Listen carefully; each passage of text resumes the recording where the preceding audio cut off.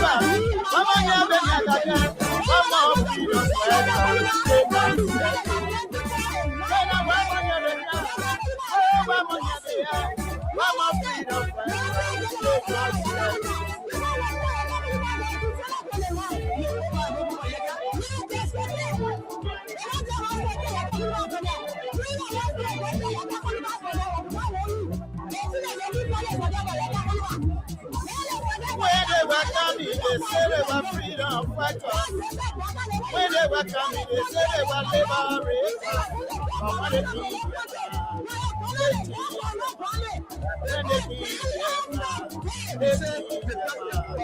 What kind of people?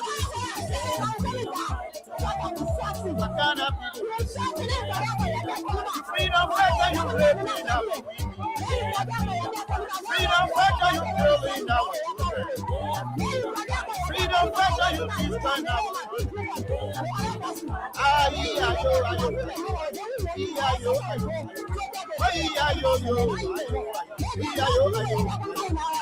Okay. All right, anything you want to say for now before we leave you?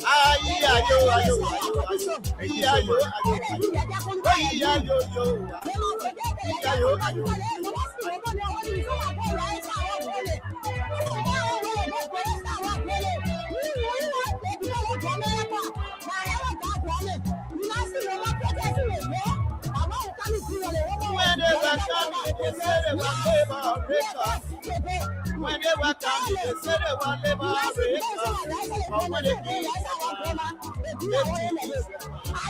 kind of people they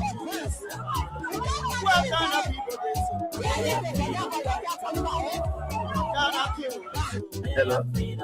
freedom fighter you raping our My friend, you made mistake. freedom I fighter heard you you last killing our year, freedom fighter you destroying our the whole election. If you hear my preaching, most family, you will conclude that I'm right. Will you rescue as a nomenclature under winning? The broadcaster don't even answer my phone, don't pick me up. They don't let me down. I don't have time. I don't talk. Because God know why it's happening. And everything I will accept it because our son who is vice president in Nimba, the Nimba will not understand if I can't hit him on butter. The Senate got a part of butter. From where I wrote, the Senate did a comprehensive report of your funding and the taxes of simple living and the amnesty law and everything. And the position coming for those commissioners.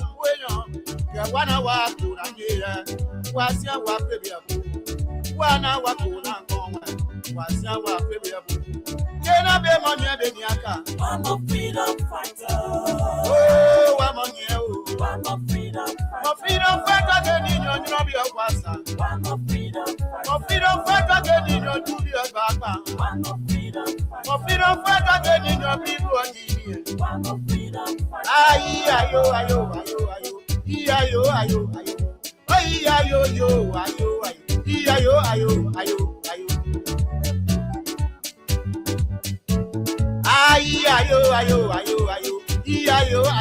They are freedom fighters. Freedom fighter, you killing our children. They are freedom fighters. Freedom fighter, you destroying our country. They are freedom fighters.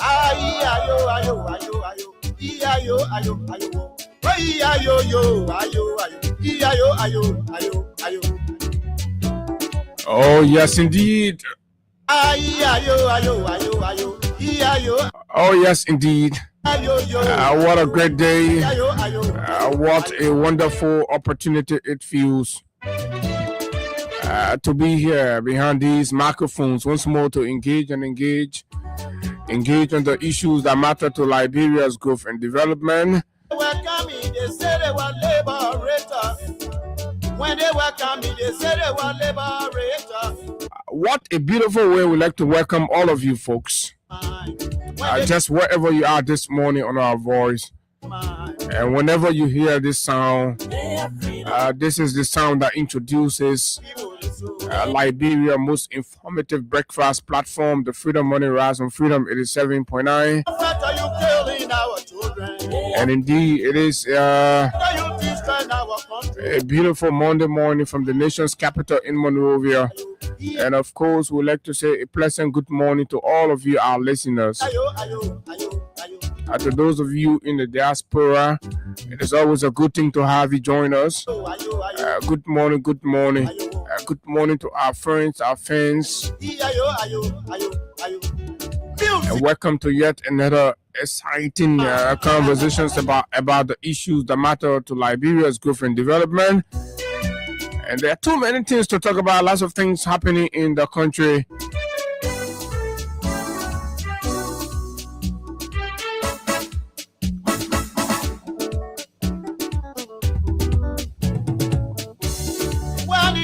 Too many things happening in Liberia. And of course, when we felt that it all has come to some extent under control, it seems to be generating additional twists, turns, and of course, the new developments.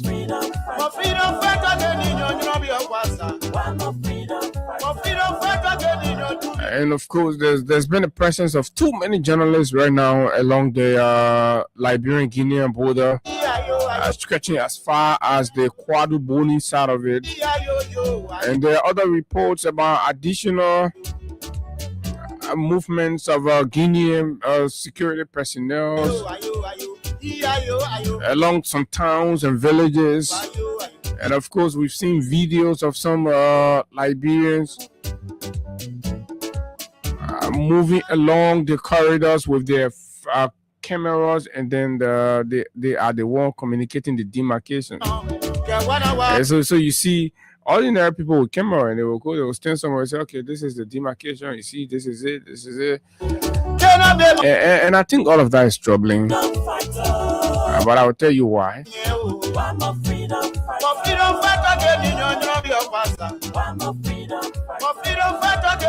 some of the people who are going along the area there to do these things, what a degree of expertise they have in it, what equipments, what materials are they using, what's the yardstick, because sometimes all of these views can fuel tension or misinformations and disinformation and create panic and all of that.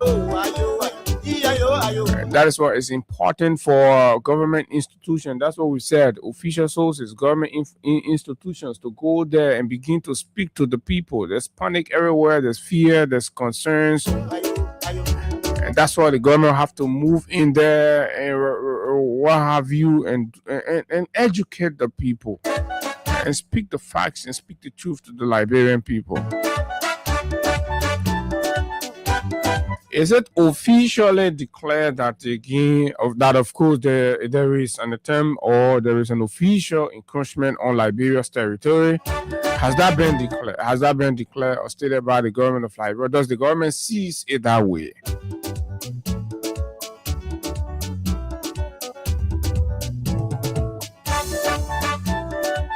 And why is the government not talking? Why is the government not saying anything? Every time you talk to them, they say, "Oh, we're engaging diplomatically," but the issue that are there, the population would need some degree of clarity and understanding, because of course elements with ulterior motives could just use this.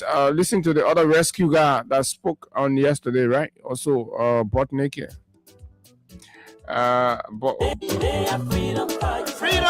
Somebody was telling me Bodnike has declared that he wants to go and fight war. But wait, I thought that the seen Bodnike who repented. And he said, kill again. And when you fight war, what do? You kill. And, especially the kind of war that he's used to fighting, rebel war.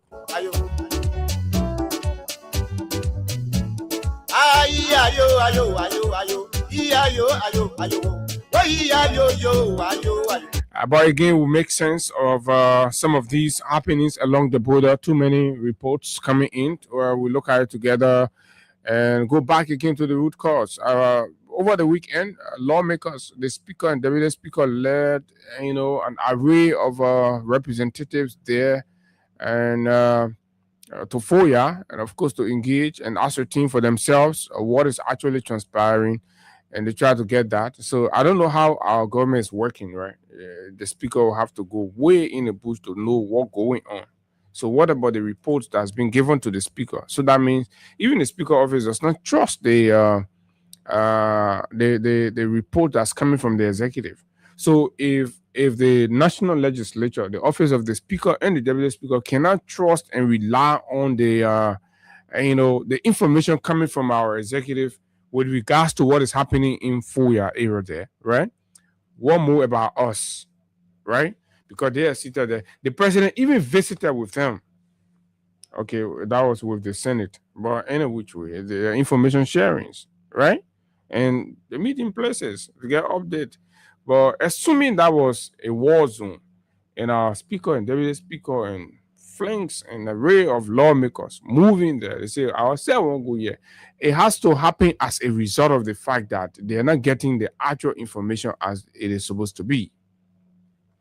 And luckily for us, Nimba County District 7, District 9, right? Ta Wongwe wrote, and he said clearly, we'll read that for you and hear what TA's funding is as part of the delegation that went.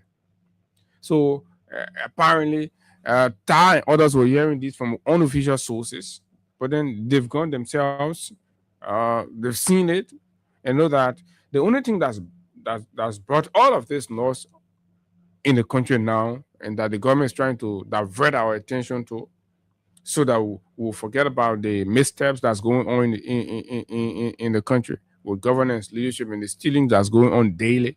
While that is going on, in fact, it is a window to steal more money. They're stealing more money, right? So they're diverting our minds, and they like it the way it's going. Everybody's just getting hyped. Oh, they're going to take the land. Let's go for the land. The other men, the other rebel men, say, oh, it's an opportunity. That eating opportunity. When people see killing as a means of survival, looting and eating human heart, so every little opportunity, they say, yeah, we won't go for a war, but nobody should tell the Bodnik, you're leaving, let you go for a war. Nobody. You know, probably all the babies he killed during the war and the spirit ain't coming after him now. Right? So nobody's let the men go for it. The men came to power by that message, by message, warmongering. Came to power. What did the president now? What did he say during the campaign? It was prepared. In fact, they formed all kind of malicious group. All kinds of malicious groups they had it around here. They were prepared to go to war. They want to bring malicious war on the country. Right? So we'll look at that, spend some time on it, provide the necessary education and clarity that we have to. We have a duty to that, you know. Anything that has to do with our country and another country getting involved with a situation, we believe no. The reason why I'm never going to support, war and all of that. I mean, there's a classic example. Just look at Ukraine and Russia. When it started out, nobody knew it was going to go 4 years, right? There are people saying, no, that de-escalate. Other people saying, oh, they'll give Ukraine more weapons. Right now, the Ukrainians are tired. They're tired of the war, right? The Ukrainian president has gone from one place to the other, begging for ceasefire, right? So, war, they're not something you just sit down in the matter, and you get very say, oh, one war, let's go for a war, right? One war, let's go for a war. We don't want war in the country. We're too experienced to go for a war, right? So, you see the young folks coming up, they're putting their life together, making some small, very small impact. They're progressing little by little. But the moment you go into a situation, whether rightly or wrongly, it's a reversal. So then there's very few government that will use that as an excuse. Oh, war there, blah, blah, blah. No. We want no scapegoat. We want no excuse. They all men will rescue this country. They will fix that problem. They will solve that problem. And if they fail to solve that problem, it will go on them. Ellen led the country. Nobody took 1 inch of their country land. Charles Taylor, nobody. George Weah, nobody. And it was not even a debate for anybody to dream or think, say, oh, you come and take Labrador land. No, absolutely. Right? Because Labrador was not only protected internally, but Labrador was protected externally as well. The man who was president had a relationship that guarantees protection of Liberia's territorial integrity. Than an attempt to want to encroach on Liberia, who generate the kind of needed foreign support. But you have an old man who has absolutely zero contact, zero connection. They are only here stealing from the country daily. That's what they are doing, right? Who's made over 20 foreign trips and have attracted zero, not a penny to this country. And this is the reality that you all have to understand. This is exactly where the problem is coming from. Why it's not even generating the kind of alarm regionally, right? Sub-regionally, regionally. It's not generating the kind of alarm that you should see. Because what degree of contact do you have? Absolutely zero. I mean, whether you like it, or not, you accept it or not, this is the fight. But anyway, folks, we're going to talk about it more and more, right? Whether we want to go to war, blah, blah, blah. First of all, we'd like to know officially, right? Is there an encroachment on Liberia's territory? From an official perspective, what do we have? What has the government said, right? Does the government see it that way? There's been several visitations. The speaker, the chief of staff, they this, that, they blah, blah, all of them don't go there. Bouaka went, Conakry. What did Bouaka do? We have a statement, an interpretation from the Guinean on the communique, the joint communique, Tripartite meeting that,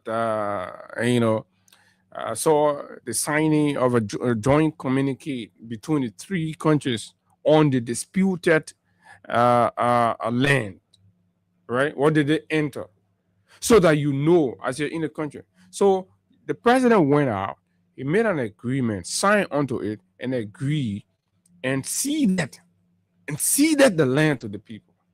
Comes back to the country, right? Reneges on informing the country about the executive decision, the decision he took in his capacity as the chief executive of the Republic of Liberia, commander-in-chief of the Republic of Liberia, and head of state of the Republic of Liberia. he has refused deliberately to formally, officially communicate that position he took in that capacity, so that we know, so that it goes on his record, and it has to be said officially. So, but you see, on the other side of the border, the Guineans hold their government accountable. So whenever something happens, their government will have to come, they will send the relevant people to explain what happened. So now we have to be relying on that. The Sierra Leoneans hold their government accountable. So on Madabio's return, he went and his government communicated exactly the nitty-gritty of the communique signed in Conakry and the decision reached on the disputed borderland. So what did that do for the Sierra Leone? It made them to understand clearly where they are, and it averted every possibility of tension or escalation and all that. Situation has de-escalated. The people have gone back to normalcy. They're living the way they are living. Okay, if administratively the place is under Guinea, okay, we recognize that, but that does not mean that the people are Guinean.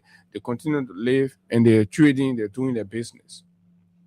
But because we have not gotten any kind of official interpretation and explanation, and of course, information on what sort of decision that was reached in Conakry from our government's perspective, right?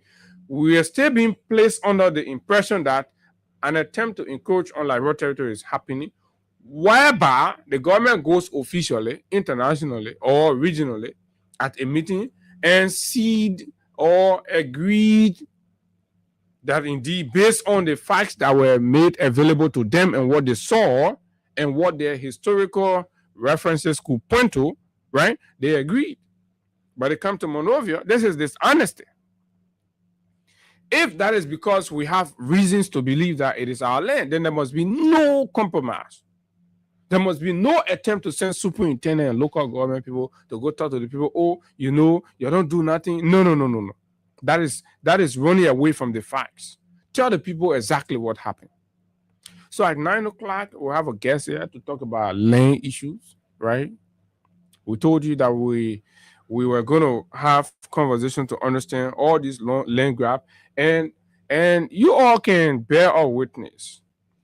From the moment we declare here that we are going to go for the land grabbers, the BB people behind the land grabbing in the city, right?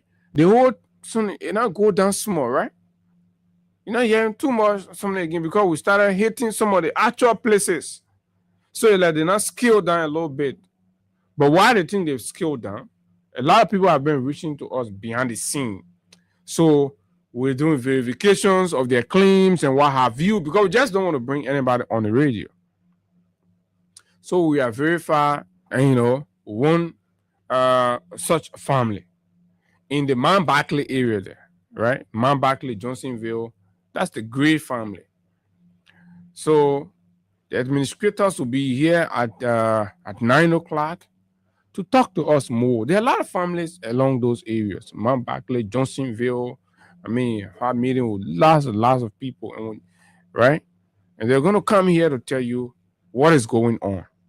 Too many other family, Liberian family, purchase property there. Some people have put in their investment, they've built, what have you, and whereby, right? The due process of owning the land were not done, or the land were not granted by the actual grantors. But then you're there. The one person granted the land, and then the actual owner of the land, the family, they are there, and they've gone to court, they've challenged, they've gotten, ruling on the matter.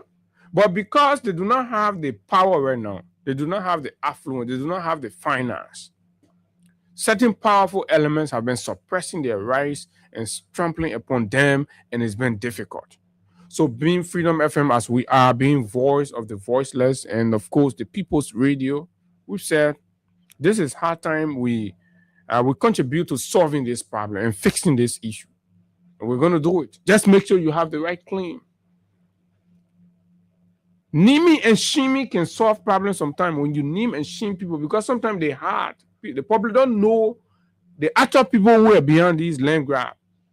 They pay other people to go to grab your land. When they finish frustrating you, people are moving in their mass to Kakata, to Bikana. They're moving out. They break the people's homes. So the people are actually moving, relocating to the interior. That's what's going on. You don't know. All this mass demolition. But it's not going to happen again. Because as soon as we start putting the corporates, the actual corporates are who are using political office and the financial influence, right, to deny our people, then you start to see, because they have political stuff to protect. Our thing is, stop abusing your political authority. Take your hand from inside. You want land, go buy land the way the law say you must buy it. But don't go in play. You go meet village people. You take small money, give it to them. Blah blah. Oh, you know one big school here. Blah. You go, you pay. Then you don't even care about the actual owner.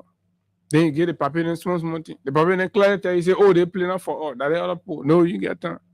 You go because you have power. Go to the township commissioner. You create Babati document. You send them clear.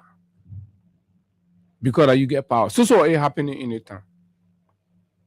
Now the rescue government in power now. All of them jump behind rescue government to protect them against the poor, the masses, the suffering, the hungry. Folks, the shape and size plus other issues making news. My name is Abu Sharif, and of course, it's a good thing to be here. So let's take a break with Crime Stopper Liberia. When we come back, we talk these issues right here on the big station. Quickly, Crime Stopper Liberia is the official sponsor and partner of the Freedom Money Rise on Freedom 87.9. Okay, Friday was the end of the holy month of Ramadan, and of course, what we observed was very beautiful. What was there was very beautiful. You know, when these things are happening, I sit in the back and I'm observing as to what degree of progress are we making as a country on identifying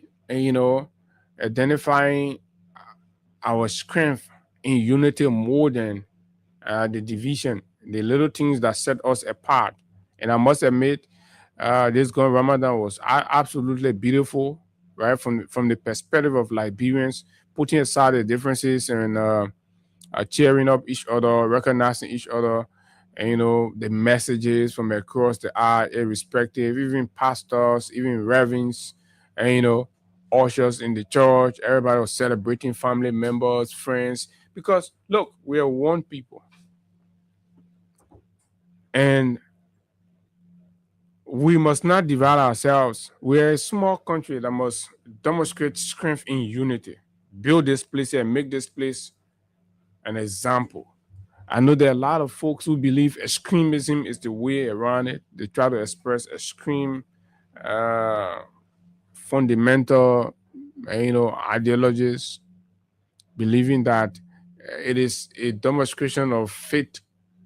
When you hate another man who is not of your own denomination, then that means your God, any God that teaches you that, I'm not sure that is the right God you're serving. But that judgment is left with you and your God. Because every religious set that I've read about always teaches compassion. Every religion teaches compassion. So how you finish learning about compassion, then you go on inside, you start distributing hate. The good thing about it is that when you are tolerant towards your friend, irrespective of the choices they've made and the way they've decided to serve God and honor Him, right? It's not going to take anything away from your faith. So I think we are doing well as a country, right? In spite of the heightened Islamophobic rhetorics globally. But then locally, what we saw was beautiful. And I think Liberia should build on that. And it should be reciprocal. It should be reciprocal. When it's Christmas, everybody come out, we celebrate. When it's Ramadan, everybody come out, we celebrate. That's one country, we finish, we go, we sit down. It's not going to change anything. The goal in the country should just be about building Liberia. The first and foremost priority should be about building Liberia, irrespective of who you are. Whether you can go to the mall, whether you can clean over the water you do, whether you can clean the tree, you do the one. at the end of the day, when you finish, when we come out with talking, that building like, bro, let's achieve that ultimate goal of improving ourselves, improving our lives. How in this age, in Monrovia, we can't even get stable current. You think that church or that mosque can make that happen? It's about how we work our ingenuity. It's about how we work our potentials, we rally our potentials together to build our country with our hands. It's not the Bible nor the Quran that's going to build it, right? So extremism is not going to take us anywhere. We've seen people that have done extremism, extremist push. What are they? They're not even living in peace. They're living in turmoil. So yeah, believe whatever you want to believe. Live your life. I mean, and this is me, right? This is me speaking to you. Never hate your friend. Never hate your neighbor. Never hate your neighbor because you got absolutely no choice over who tell you you're more intelligent because you're this person and the other person is less intelligent because they're that person. Who made you to believe that? Who made you to believe that? It doesn't matter who you are, you can be stupid. It doesn't matter which family you're coming from, you can be stupid, you can be sound, you can be intelligent, irrespective of where you're coming from. Your color doesn't matter, your religion doesn't matter, the village you're coming from, whatever, it doesn't matter. All the things that politicians can just put in your mind so that you go against each other and then they'll kind of rat on it. They'll make hero of themselves, acting like they're speaking more of a community person. So if you don't give them that reason to speak like that, then they're going to be speaking on the real issues confronting you. The real issues confronting you, then that's what they will be telling you what they can do about. If you don't give any politician a reason to come use the Bible or the Quran to rally your vote, because these are not the bedrock of your decision making any longer, right? Because you've gone past that. So now they will start speaking about the real issue, water. How can we ensure that you in this community take bath with a shower instead of using bucket? How can we ensure, right, that you all have a flush toilet instead of a pit latrine? Improve your life. Bring civilization to your community. That's what the debate's going to be about. The debate's no longer going to be about, oh, this man a Muslim man, this man a Christian man, oh, this man from the Southeast, this man from Lofa, this man from that, this man from that. Absolutely not. These are visionless politicians who always round these things. Oh, they man a Nimba man, that Nimba turned to be president, that the other country turned to be president. At the end of the day, you finish doing all these unnecessary ethnocentric politics, the country remains the very same thing. Because guess what? When you elect somebody simply because, oh, that Nimba turned to be president, so the men go there. So everybody who think they're from Nimba now, careless, they're not pushing vision anymore. They ain't pushing credentials anymore. They just gotta be from Nimba. Oh, we made Nimba president all the time. So look at what is happening now. All the countries are being awarded to Kisi company, whether they have the capacity, whether they have the records and what have you. They just need to be Kisi. They just need to come from Lofa, and that's it. So it's terrible. These things have not worked. We've done it for several years, over 100 plus years. We are. Look at how we are. Look at our streets, fields everywhere stink, everywhere is dirty. So we need to move past, hold hand in hand, and reset our priorities as a country. And allow these and make these politicians, and filter the political space. Because look, the moment we go there, most of the men who come and use the religious rhetorics, and Jesus say you must do this, you must do that, and that man on a political message. You go vote for the man, he say, man, I pass, and then you say, oh, 40,000 pass in the envelope. They see Reverend talking, say, God say, blah, blah, blah. The man only using you. Boy, abusing our faith. The other man, oh, I'm a Muslim man. The Quran says we must do this. As soon as you put the man there, to even see the man in the mosque, that our man Ali Kwari. Chi Imam. Chi Imam, the man can speak truth to power. Chi Imam, and post Chi Imam on one bowl now, the whole thing spoiled, the whole thing chakla. So you see? So that whole religion thing you feel, right? So nobody should use religion to determine your political choices. Fellow Librarians, kindly listen to this. Anybody coming to you for whatever, forget it. Especially as soon as start using the religious jacket now, just know say that person ain't get nothing in their closet. Let them bring argument to you, transformative argument. Then you look into it, and those arguments comes with a roadmap, the way to achieve it, and then you will use your own sense. You look at it. No, what the man saying? Let's look at our capacity. Can we know, man? This man is being exaggerative. We can. This doesn't look realistic. Or let's look at the other man's vision. Yeah, the man's vision looks realistic. And this man's vision looks, and people center. It's about us. It's about our conditions, reflecting our condition. But you go take bar, you go bring Bible. You go take Quran, you go bring Quran. No, absolutely, these things are going to play on it, right? It seems people are taking the Bible, the Quran, the rare worship center. They cannot even organize their worship center properly. And get sanitation constrained in the very worship center. They get electricity constraints in the worship center. They cannot. So the people who are hiding behind religion, they themselves cannot even manage their own religious centers properly. So nobody should use religion as a basis to devalue or get your vote.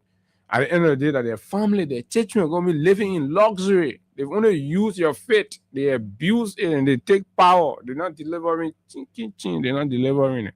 So we should go past that, right? And demand more as a country from people who wants to serve in public office, right? Crime Stopper Liberia. We'll be right back.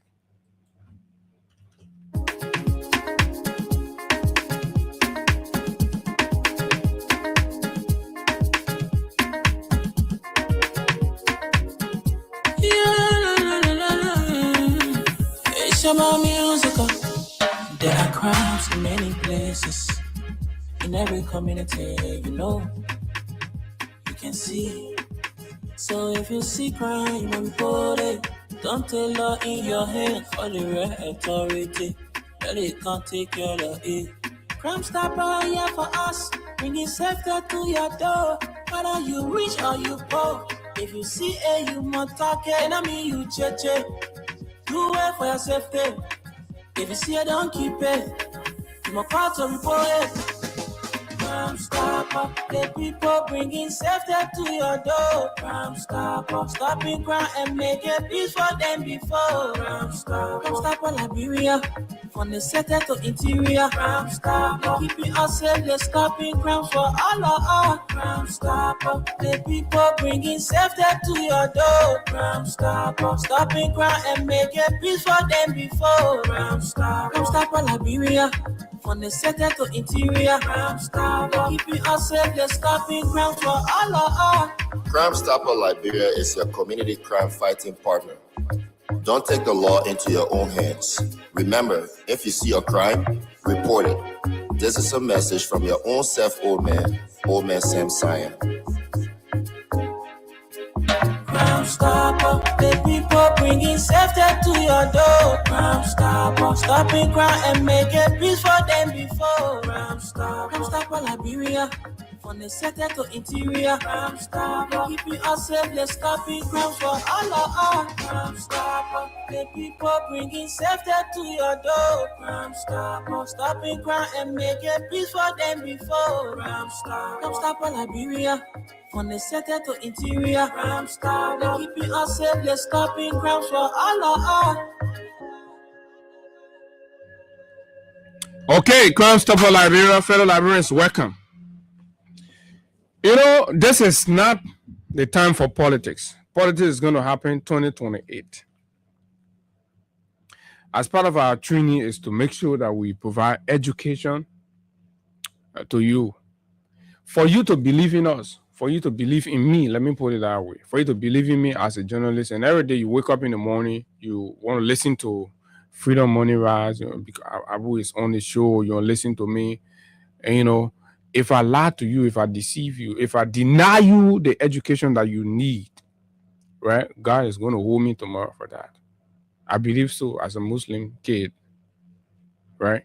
So I understand fully well that, and ethically I have to do that, especially this kind of situation with what is going on in Kenya. I know there are a lot of reports you're hearing out there. People are sensationalizing and others are doing that. And the government is is hiding the facts from the people and all of that, right? And now I keep hearing this word encroachment. What is it? What does it mean? And is that the case? If a case of encroachment happens, what would the atmosphere be like? Right? Are we at that point? Encroachment on a country's territory means when one country takes control or occupies a part of another country's land without permission. That's important. So now, we apply that across the disputed territories. And these things are just not determined from the blue, because every country has to know its territorial limits. Every country must have the record to its territorial limits, and the government of the day must be able to project that at every given time. That's important. So you cannot confuse the duty and the responsibility of the government to the people, especially from the blue. Absolutely not. That's not the way it's supposed to be. It's like someone moving their fence onto your property without your say so. Like you have your neighbor nearby, and all of you know your demarcation, right? Your cornerstones there. So your neighbor gets ready to build their fence, and then they exceeded the demarcation and brought their fence because they have power now, right? So they brought their fence all the way into yours. That's an encroachment, right? So it has to be established. So the demarcation has to be known, right? The line has to be known to all parties. You alleging demarcation, you have to know where your border is. The one being accused of encroachment has to equally know for certain where their boundary is. Now, it will be willful for that person to move beyond or past that demarcation and move in. Then the person who's being encroached upon now can make a declaration of encroachment. Then the person will say, oh no, we'll raise issue. In the context of, two neighbors, you go to court and raise issue that XYZ has built his fence and he has entered my territory about 8 feet or 12 feet into my land. So it has to be reviewed. It has to be looked at. And you understand? In the context of the Guinea-Liberia border issue, encroachment will mean one country has allegedly taken over or claiming part of the other's territory. And you understand? So now, let's go to the Makona River area. So, the population needs to be educated on, and the documents need to be made available on what is the territorial verdict on the Makona River or the Solomba Port of Entry communities area there. We have to know that. We have been making a lot of effort because it is also our duty to provide you the information. Sometimes the information, you may not like it. Some people may have different interpretations, but as part of the job we've chosen to do, we have to say it right to prevent, situations in the country. But from time immemorial, the fact that Liberian villages have inhabited those territories without any issues, without any concern, any alarm, right, will mean that, of course, it is almost all of those there sees themselves as Liberian citizens. But that may not equal to the administrative decision or the administrative authority over the area. And you understand? Because naturally, when you see river, you naturally assume that this is, of course, the boundary. That means when you go across the river, you're on the other side, you're on the other side, right? I mean, naturally, you want to believe so. But then, administratively, leaders will go and sit down and make a decision on behalf of their respective countries to say this and that. And sometimes they may not go way down to the interior, but the understanding will be between the two capitals. The understanding will be between the two establishments in the respective countries at the diplomatic level. But in the interior there, it wouldn't be there. In the interior, they'll be living, their communal traditions will determine their demarcation. Their culture in terms of farming and other things will determine. And then when they're making their farms, the other people will make, because these people existed there before you're born about your cultural demarcations, all of those. So these people, they are one people. They fish together, they farm together, they sell to each other, they marry each other, they do everything in common, they feast together, they celebrate together. And that's how they've been for ages. Until you enter your different capital city, you sat down in your different ballrooms or your conference hall, and you argue things out and you sound onto different instruments, defining the fate of those people along those border towns and what have you, being the sole custodian or the authority of these territories. You made these agreements.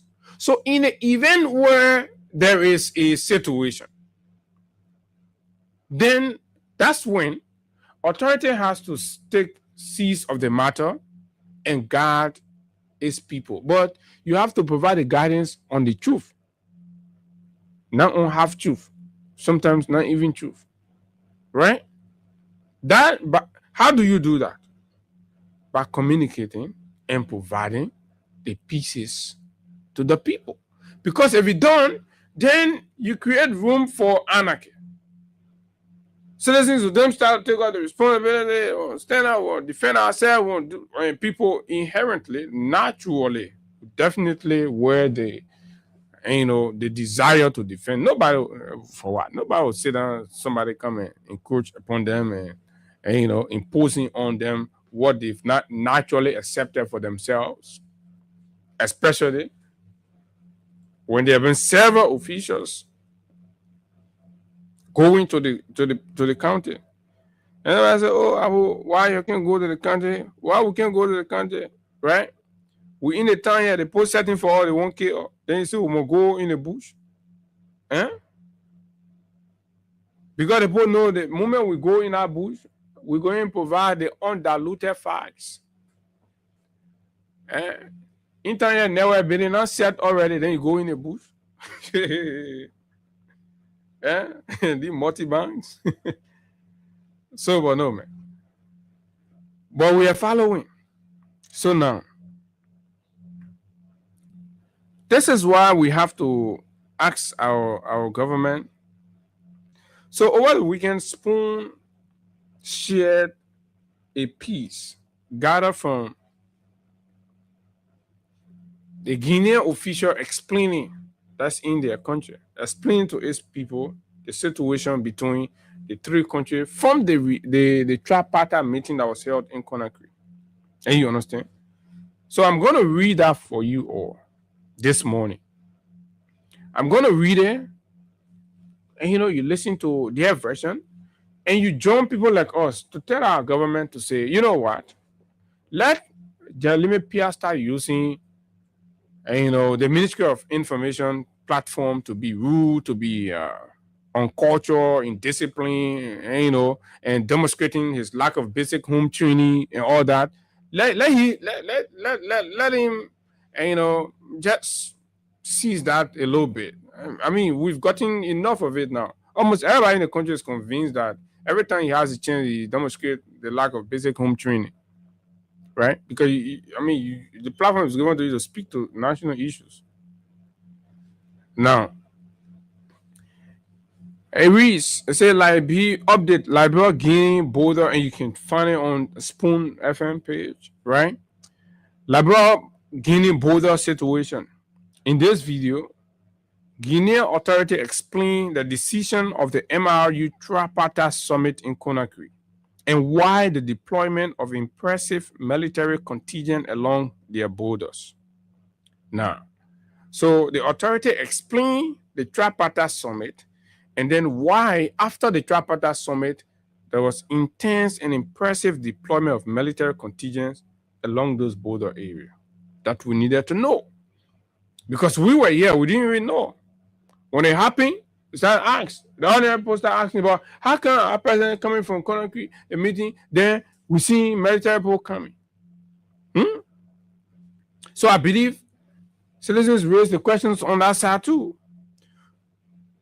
So it begins like this. So this is a fundamental question. There was the incident of Kundaya, where the Sierra Leone came to claim paternity. So on the Sierra Leone side of it, the town is Kundaya. So the Guinean authority was explaining that there was the situation of Kundaya, where the Sierra Leoneans on that side went and claimed paternity, meaning ownership of that town or that village or whatever it is. So there was also the case of Kinsini, another town. That's at the level of the Makona River, the Mano River. What did the summit conclude in these instances with Sierra Leone? First of all, he says, the President of the Republic, His Excellency Mamadi Doumbouya, clearly explained to his peers in Sierra Leone and Liberia the intangibility of the borders coming from agreements, agreements and conventions or treaties between the three nations. First of all, with Liberia, there were the 1907 agreements. This agreement was signed in Paris on January 13, 1907, between the then French Minister of Foreign Affairs and the ambassador of Liberia in Paris at the moment, right? By that time, the reason I was in Paris, basically, I want to believe, Guinea was under the colonial rule of France. So France was in charge, right? So France definitely was making all the decisions for Guinea. Okay, so signed in Paris on January 13, blah, blah, blah, blah, blah. This gives the real limits. So according to the official, this 1907 agreement that was signed in Paris gives the real limit between Guinea and Liberia. So for them on that side, that is the document that gives the real limit and definition of the boundary between Guinea and Liberia. And the President of the Republic said that these agreements to date have not yet changed. The intangibility of these borders must be respected. So in the meeting, the Guinean president told our leaders, both Sierra Leonean president and Liberia president, that in the case of Liberia, that 1907 agreement, up to date, there's no record to show that agreement has been altered and, amended or changed. It still remains. So they are insisting on the intangibility of these borders and that it must be respected in keeping with that agreement that they've shown, right? With Sierra Leone, he came. He said General Mamadi Doumbouya recalled the boarding process between Sierra Leone and Guinea. That is in the meeting they had. That is between Sierra Leone and Guinea. They call that agreement, say the boarding process between Sierra Leone and Guinea. For the record, it started, that boarding process, according to the Guinean authorities, the boarding process started in the 1892 to end in 1912. And this boarding process was signed between England and France. By that time, England, Great Britain was in charge of Sierra Leone, France was in charge of Guinea, right? Which was currently colonizing Guinea, France. So these are agreements, according to the authorities, that have been signed and that remain in force. The third aspect of the conclusions of Conakry's summary, there is Article 33 of the United Nations Charter. So Those were the three things on the menu in Conakry, according to the version of the Guinean authority. That which our government has now gone into the midst of it to speak to us on it. They keep saying their own diplomacy, right? So the third aspect highlighted Article 33 of the United Nations Charter. What does it say? Which imposes on all states to resort to political negotiation, right? To dialogue, to resolve the different frontiers. So under Article 33 of the United Nations Charter, which discourages military or hostile violent means to resolve territorial. So the three nations heads of state agree among themselves that they must apply Article 33 of the United Nations Charter to resolving border issues. And I believe this is what informs our president's Rwanda International Airport media, update when he said that they've realized that they are all one people, they must work together, and that there is no need for war. I think that was in keeping with Article 33, that was part of the issues discussed in Conakry. So now the question becomes, why did our president choose to speak to one aspect and left the others out? Only the ones that talk about, we should resolve it through diplomacy, through dialogue, and no war, no military business, blah, blah. That's another thing to ponder. So what did the heads of state, Liberia and Sierra Leone, right, say following this intervention of the president of Guinea? Because Guinea was the host, so he had to lay his claim. So then when he said what he said, then listen to how our two presidents responded according to this version. And I keep emphasizing from the Guinean authority over there. So, okay, next chapter. So what did the heads of state of Sierra Leone and Guinea say? Say following this intervention of the president of Guinea. First, the first thing they did, according to this Guinean authority, the first thing they did was they recognized and saluted that one that the military people done. So you got to speak in the military language. And they recognized the ultimate sacrifice made by Guinea. So the both leaders, first of all, when they begin, right, in summary, they recognize the sacrifice of the Republic of Guinea, according to the Guinean authority, made by the people of Guinea and its army to face the historical concerns of Sierra Leone and Liberia. And I believe that was in reference to the ECOMOG era, when Guinean troops came as part of ECOMOG forces in the both countries. So probably our leaders, and this is traditional in diplomacy, right? That is traditional in diplomacy, because there is always ties that bound two countries, and there are historical things that you can look at to say, based on this one, and blah blah. So they did that perfectly. Then Guinea intervened several times in Sierra Leone. Guinea intervened several times in Liberia, and at the price of its son's blood, they recognized and paid in deserved tribute to the leaders of Guinea, to the people, and to the Guinean army. So according to this narrative, our both leaders from Sierra Leone and Guinea, and Sierra Leone and Liberia did that, right, in recognition of the Guineans, and of course pay special tribute to the Guinean military, the Guinean citizens, and the Guinean government. Secondly, the heads of state, Liberia and Sierra Leone, recognized the intangibility of these frontiers, right? So the heads of states, right, Liberia and Guinea, recognize what? The intangibilities of the border, right?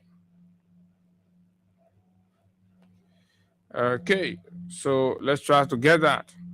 So by recognizing the intangibility of the border, it means the quality of being unable to be touched, seen, or physically felt. So Guinea, Sierra Leone president and Liberia president at the tripartite summit in Conakry agreed that the border between their countries, right, these three countries, they're intangible.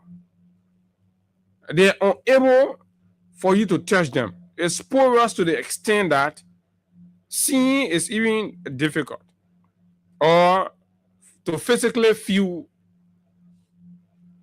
based on the word that they use. Intangibility. Right?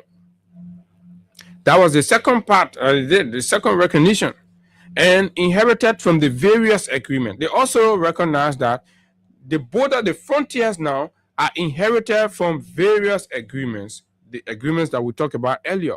What does this mean? That they agree with what was done before in 1907 in the case of Liberia, with Sierra Leone from 1882 to 1912. So our leaders, respective leaders, also agree. So then the question becomes, what is the document, what is enshrined in the 1907 agreement that our leader agreed to in Conakry with respect to the border? They have to say it. What convinced the agreement? What made them to agree? What does the agreement interpret for the citizens to understand? So, by Bouakan agreeing to the intangibility of the borders and also agreeing to the 1907 agreement in Conakry at the summit, right? What does that mean? Can they make that agreement available? Can they make it public?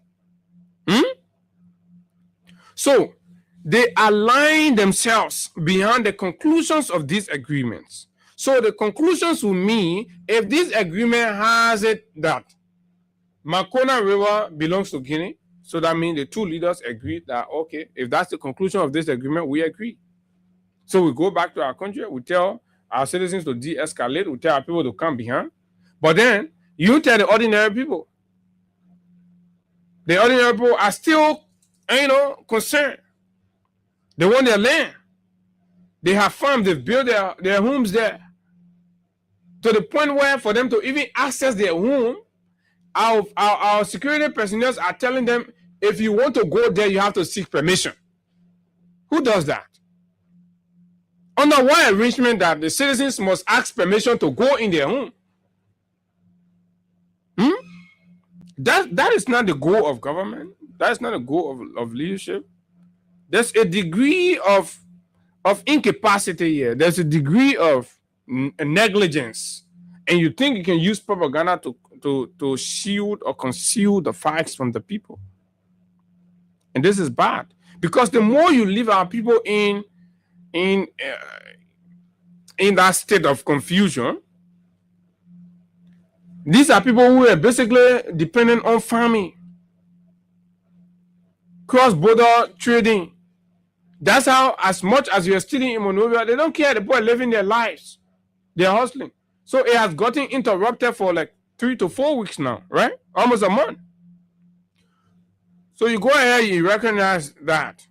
They recognize Sierra Leone recognizes, Liberia recognizes, and the domain that have come to occupy belong to Guinea. This is the key point. And the reason I thought to bring this on the radio is to challenge our government further. To speak to the country. So the domain that are occupied, and in the case of Liberia, the domain that's occupied now is Solomba. Right? So if you go to Conakry and agree that that domain that's occupied, right, belong to Guinea, when you come, you must tell the people. And if you did not, then you must deploy for the protection. So then why on your return you did not deploy for the protection? Look at things out loud. I understand. They say other people be like, oh, we gotta, no, that's ordinary. Let's go beyond that. This is state to state, government to government. That's not child play. That's serious matter.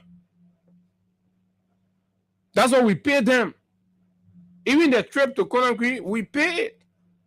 We send them there. So the forces have been deployed since the President of the Republic returned by giving a sermon before the people of Guinea. So, he's a military guy, so they got to praise him and got to talk like that. So the President has taken the commitment to safeguard So upon that, basically, the point they're trying to make here, so upon those agreements, that's how the president deployed and took charge. So for those of us that have been asking, so why after the agreement they poke him? And the president said no. And right now, oh, are you aware that since after that arrangement, all the officials that can leave from Moira say they're going to the border, they can't reach to Solomba pull of entry. That place where you saw the children pull the flag out, they can't reach that. They can.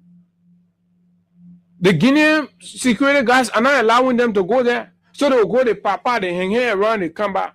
They sit down in Foya, then they pretend, oh, we to the border. They don't. In fact, even the security people, for them to go there, they got a signal. You know, they are all security people now, so they get their sign and they can show to each other. So should you seek for permission to go on your own property from somebody who is an occupier or who is encroaching? Where does that work? So why you can't just say what you did and it go on you, whether you like it or not, it go on you. It is your government that did it. So under which arrangement previous government before you maintain the intangibility of the borders and maintain the relationship and maintain the territories, and our people were there. So to the point where the team moved from administrating account down and started affecting the people's life. So when you hear the speaker issue a 48-hour ultimatum to the Disaster Management Agency and the Refugee Repatriation and Resettlement Commission, the LRRC, what does that ring? Which bell does that ring to you? Concession. They have conceded. I mean, what is the fact that you can say they've conceded? So basically, the resettlement plan they are working on, they have failed in properly negotiating to maintain our people there. So it's two choices. Is they're leaving the people with choices. Those who who have been disrupted. So disaster management people go there, carry some Lifoco mattress and give to the people because that's all they can do. Carry some Lifoco mattress with few Chinese burger rest, give to the people. Look at that. This is an insult. This is an abuse. This old man has failed. What else do you need? He has failed to the extent that he's not failing on our social services, but he's failing on the protection of our inherent and God-given rights, the protection of our lands, of our people. And, the land matters are not small matter. They are serious matter. And this is failure. This is colossal failure. And the country still remains calm. Whatever agreement you have, whatever agreement you agree to, blah, blah, blah. There has to be some degree of penalties. You say you won't be president in the country, we'll tell the country will give it to you. The whole country map.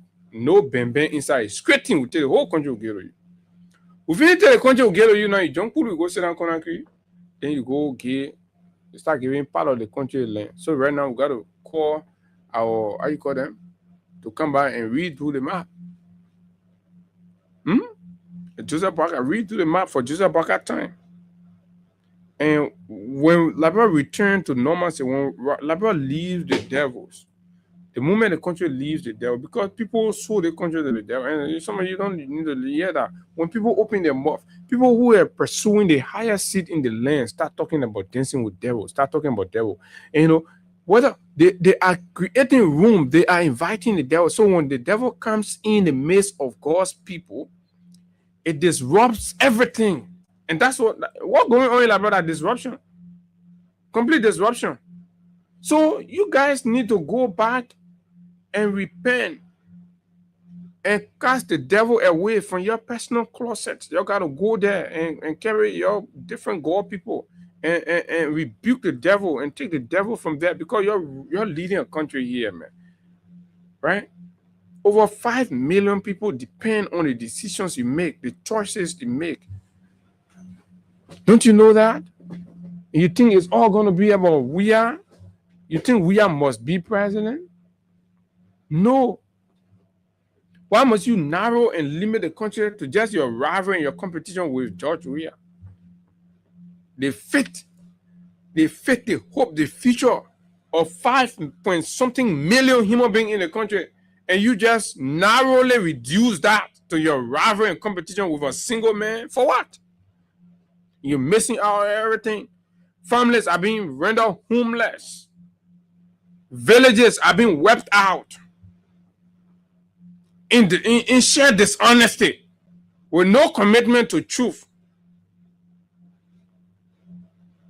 Fellow Liberians, I've said mine. I've told you. So let me read what Ta Wongbe said about his own observation around the matter. Ta Wongbe, right?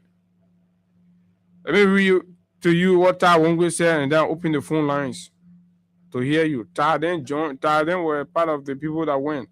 Ta said, Liberia Guinea border tension. My observation from Solomba, Lofa County, on Friday. I traveled with the Speaker, Deputy Speaker, and colleagues from the House of Representatives on a fast-founding mission to Lofa to better understand the situation unfolding at our northern border with Guinea. Engage directly with our citizens, reassure them that the government is working diligently to resolve this matter peacefully, and assess the immediate challenges so we can mobilize the necessary relief and support. You understand? So internally, that's what the government is focusing on now. Finding money. Maybe, I don't know whether they see tarpaulin thing that they build for the Ghana returnees, the returnees from Ghana, whether they see they're going to build for our people there, or they will give them money to come and clear the forest and build their homes, right? Or whatever they're going to do. But they say they're mobilizing, they're working to mobilize. So speak to your country. Why you call us people in the country on the issue? Ahead of this visit, I sought to independently understand the root cause of the issue. And that's what most of us not paying our attention to. And we have continued to raise the issue. And I am glad that the individual in leadership now that are focusing on the root cause. How did we get here? We've not been here before. How did we? Something might have triggered this. What triggered it? And what government action, what punishment is being implemented for this callous action that's going on? Say, I deployed 2 research analysts to the Guinea side of the border, Koyama and Masanta, and one of the Solomba area on our side. Both assessments conducted independently pointed to the same underlying concern and root cause: alleged illegal mining activities in the Makuna River. Alleged illegal mining activities, right? Alleged illegal mining activity in the Makuna River from the Liberian side. Isn't this the same thing we've been saying? Illegal mining activities from the Liberian side. They assume the river for the 2 people. Then you're not doing legit mining, but illegal mining, because you won't get rich. You won't get rich, and all other people in the country, you get sense. You start doing your illegal thing. You put the country in problem now. You put the villages, the safety of the villages are in problem. The stability of the people's life are in problem. The people's future are in jeopardy because certain elements decided to be roguish, to be criminal, and went ahead and start doing illegal money. The lawmakers say when there, all the people are going there, they didn't want the people to report it. The lawmakers say, my own self-fast funding. That's what I get. This visit provided the opportunity to further validate these findings firsthand.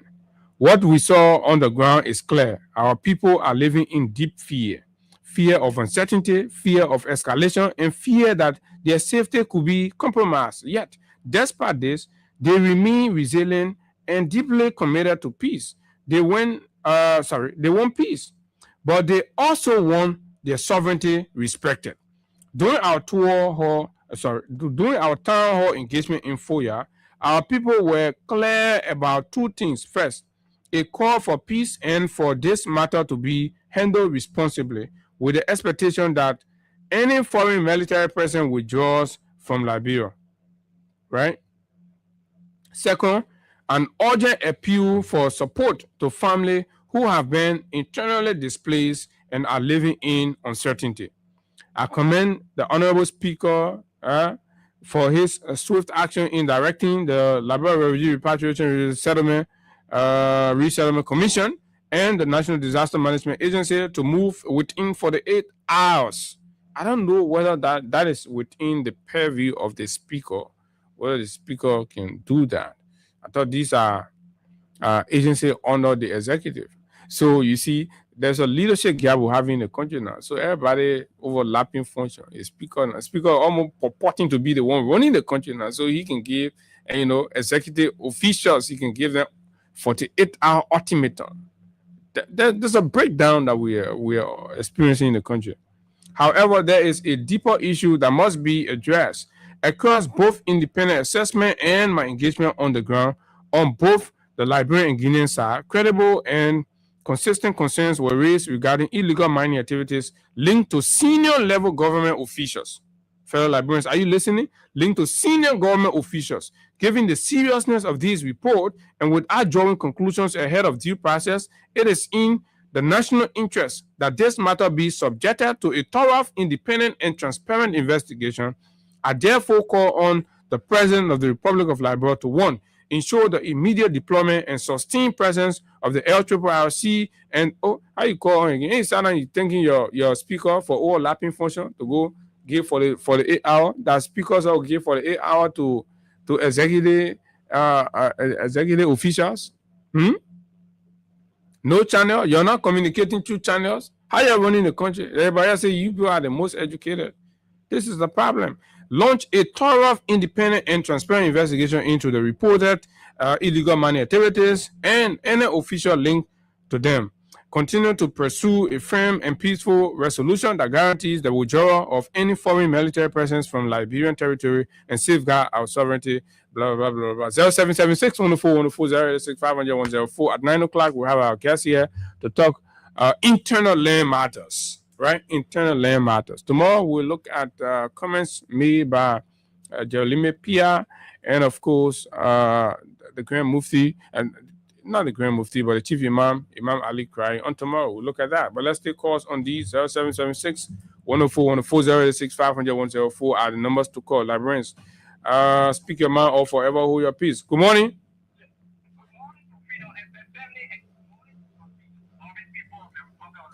And good morning to you, dear brother Abu. Assalamu alaikum to all of my Muslim brothers and sisters in Islam as we acclimate our holy Ramadan. I bear away for one consecutive more. Brother Abu Sheri is so discouraging and frustrating that the old man, 80-plus-year-old man, they presented him as Messiah, who understand, who know all of the situation that we are faced with within this country, that when he become president, go to tackle all of places. But look at his inability as a leader. Look at the incompetence of Joseph Yuma Parker-led government. Mother Teddy, who is a lily, iron lily, to reign this country on broken years with peace and stability. That manner we are well saying, he don't know nothing, he is a day, he like that. He maintained his country for 6 consecutive years with peace and stability. The party when they get experience saying he got a contract. Look at Como Guinea, our counterpart. Como Guinea like this Saka almost didn't wish that President Bogana want to call on his Saka to kill. No, this government is incompetent. Okay, thank you very much. Okay, let's take more calls. All the phones are ringing. Good morning. Good morning. Thank you, and thanks for giving me the opportunity. My name is Kalasco. I call you from Margibi this month. Welcome, sir. Thank you so kindly. Thanks for everything you're doing, Abu. Yeah, thank you. Well, Abu, there's a serious deficit in leadership at the moment. And I strongly believe that continuously this president has lied on an oath, and there's a repercussion for that. Because recently, Abu, you listened to the president press conference, and he openly said that, the troops that were coming, because there was this concern raised about when we saw on the internet where Dumbuya was giving order to his soldier to come to the border. There was this concern raised, and the president had a press conference, and in that press conference, he said the troops that were coming from the Guinea side, it's as if the spokesman for the Guinean armed forces said they were coming to withdraw from the border. How can you be coming to withdraw from the border and sending in fighting group? Yeah, more manpower. More manpower. And today, there is a complete uncertainty. Nothing you're hearing. Absolutely, the country is in complete chaos because, Abu, when your territorial area is being besieged by foreign troops, clearly, Abu, is a violation. Oh yeah, it's a violation. It's tantamount to impeachment. In fact, these things got to be on the table right now. It got to be on the lip of people. If the president is incapable to maintain and protect the country, then he has no reason, no purpose to remain president. No purpose, absolutely, to remain president, because he left from here, went to Conakry. He came back the following day, and we saw what happened. And in our opinion, Abu, like the statement you read from the official statement you read from the Guinean, they were citing years date on an agreement. An agreement was signed.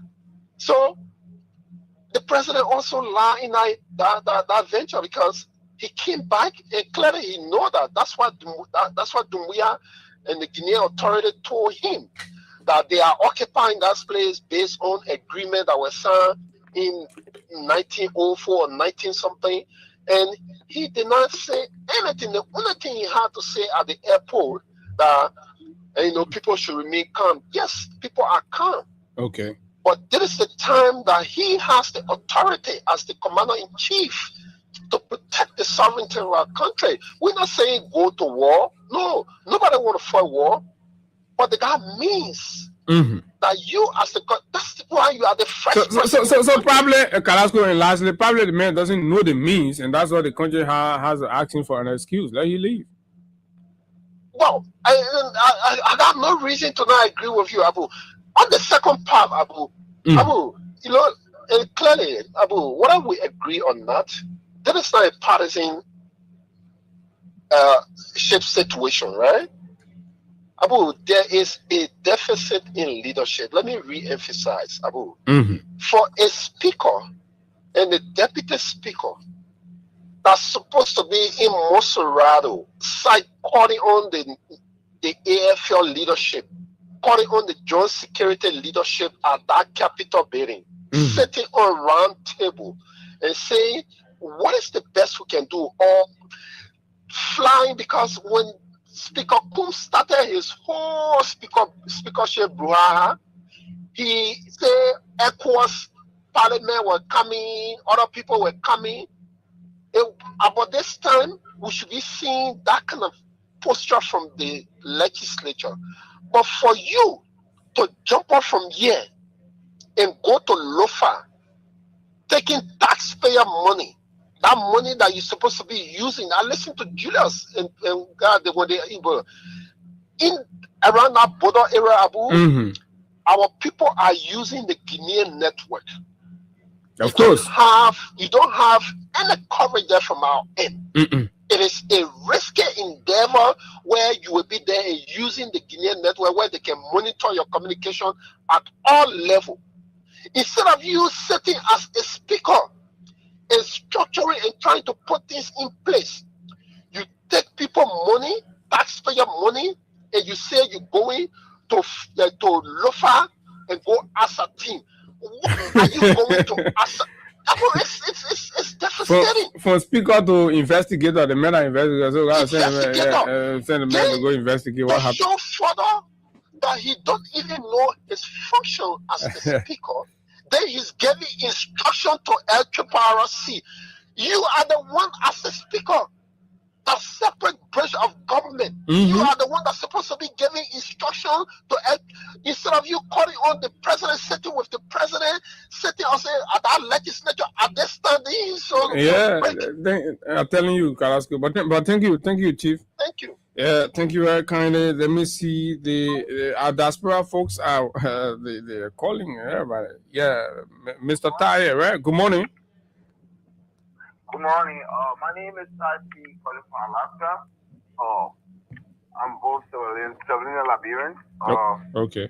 Yeah, from what I got from my friend in Sierra Leone, our president that's supposed to be the most powerful president, with Joseph Boakai. That's supposed to be the God-sent president in this world. He sat down there and agreed to everything. So I mean, the reason I'm calling is because according to my friend, he said, my view asked Boakai, how your people going to react to this? Boakai said in Liberian, he just saw for 2 weeks. And then it's done with everything. Oh, really? So the man went for tripartite meeting and go say Liberian can only talk for 2 weeks. Yeah.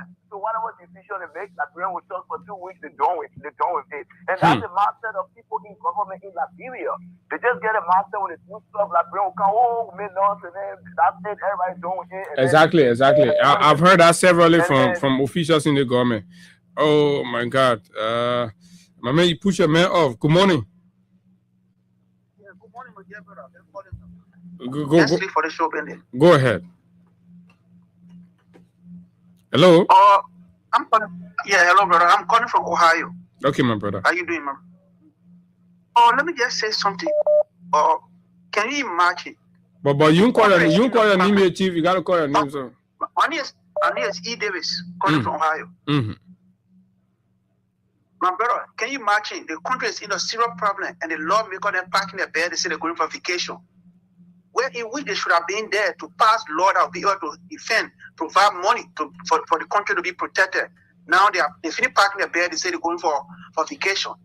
The people even get time. The people get time because the president went and the president reported that the president agreed to everything the Guinea post said. All that thing that happening, the president is aware and he know and he That's agreed. why the men are walking So away. that's why they don't care.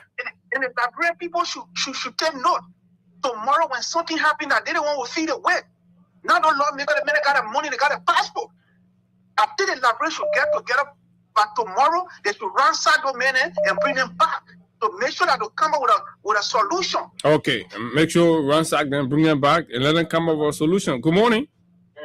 Hello, good morning, Abu. Good morning. Good morning, Abu, and good morning to the people of Liberia. My name is Musa Gibran. You see, Abu, I'm so confused sometimes when I'm looking at this leadership.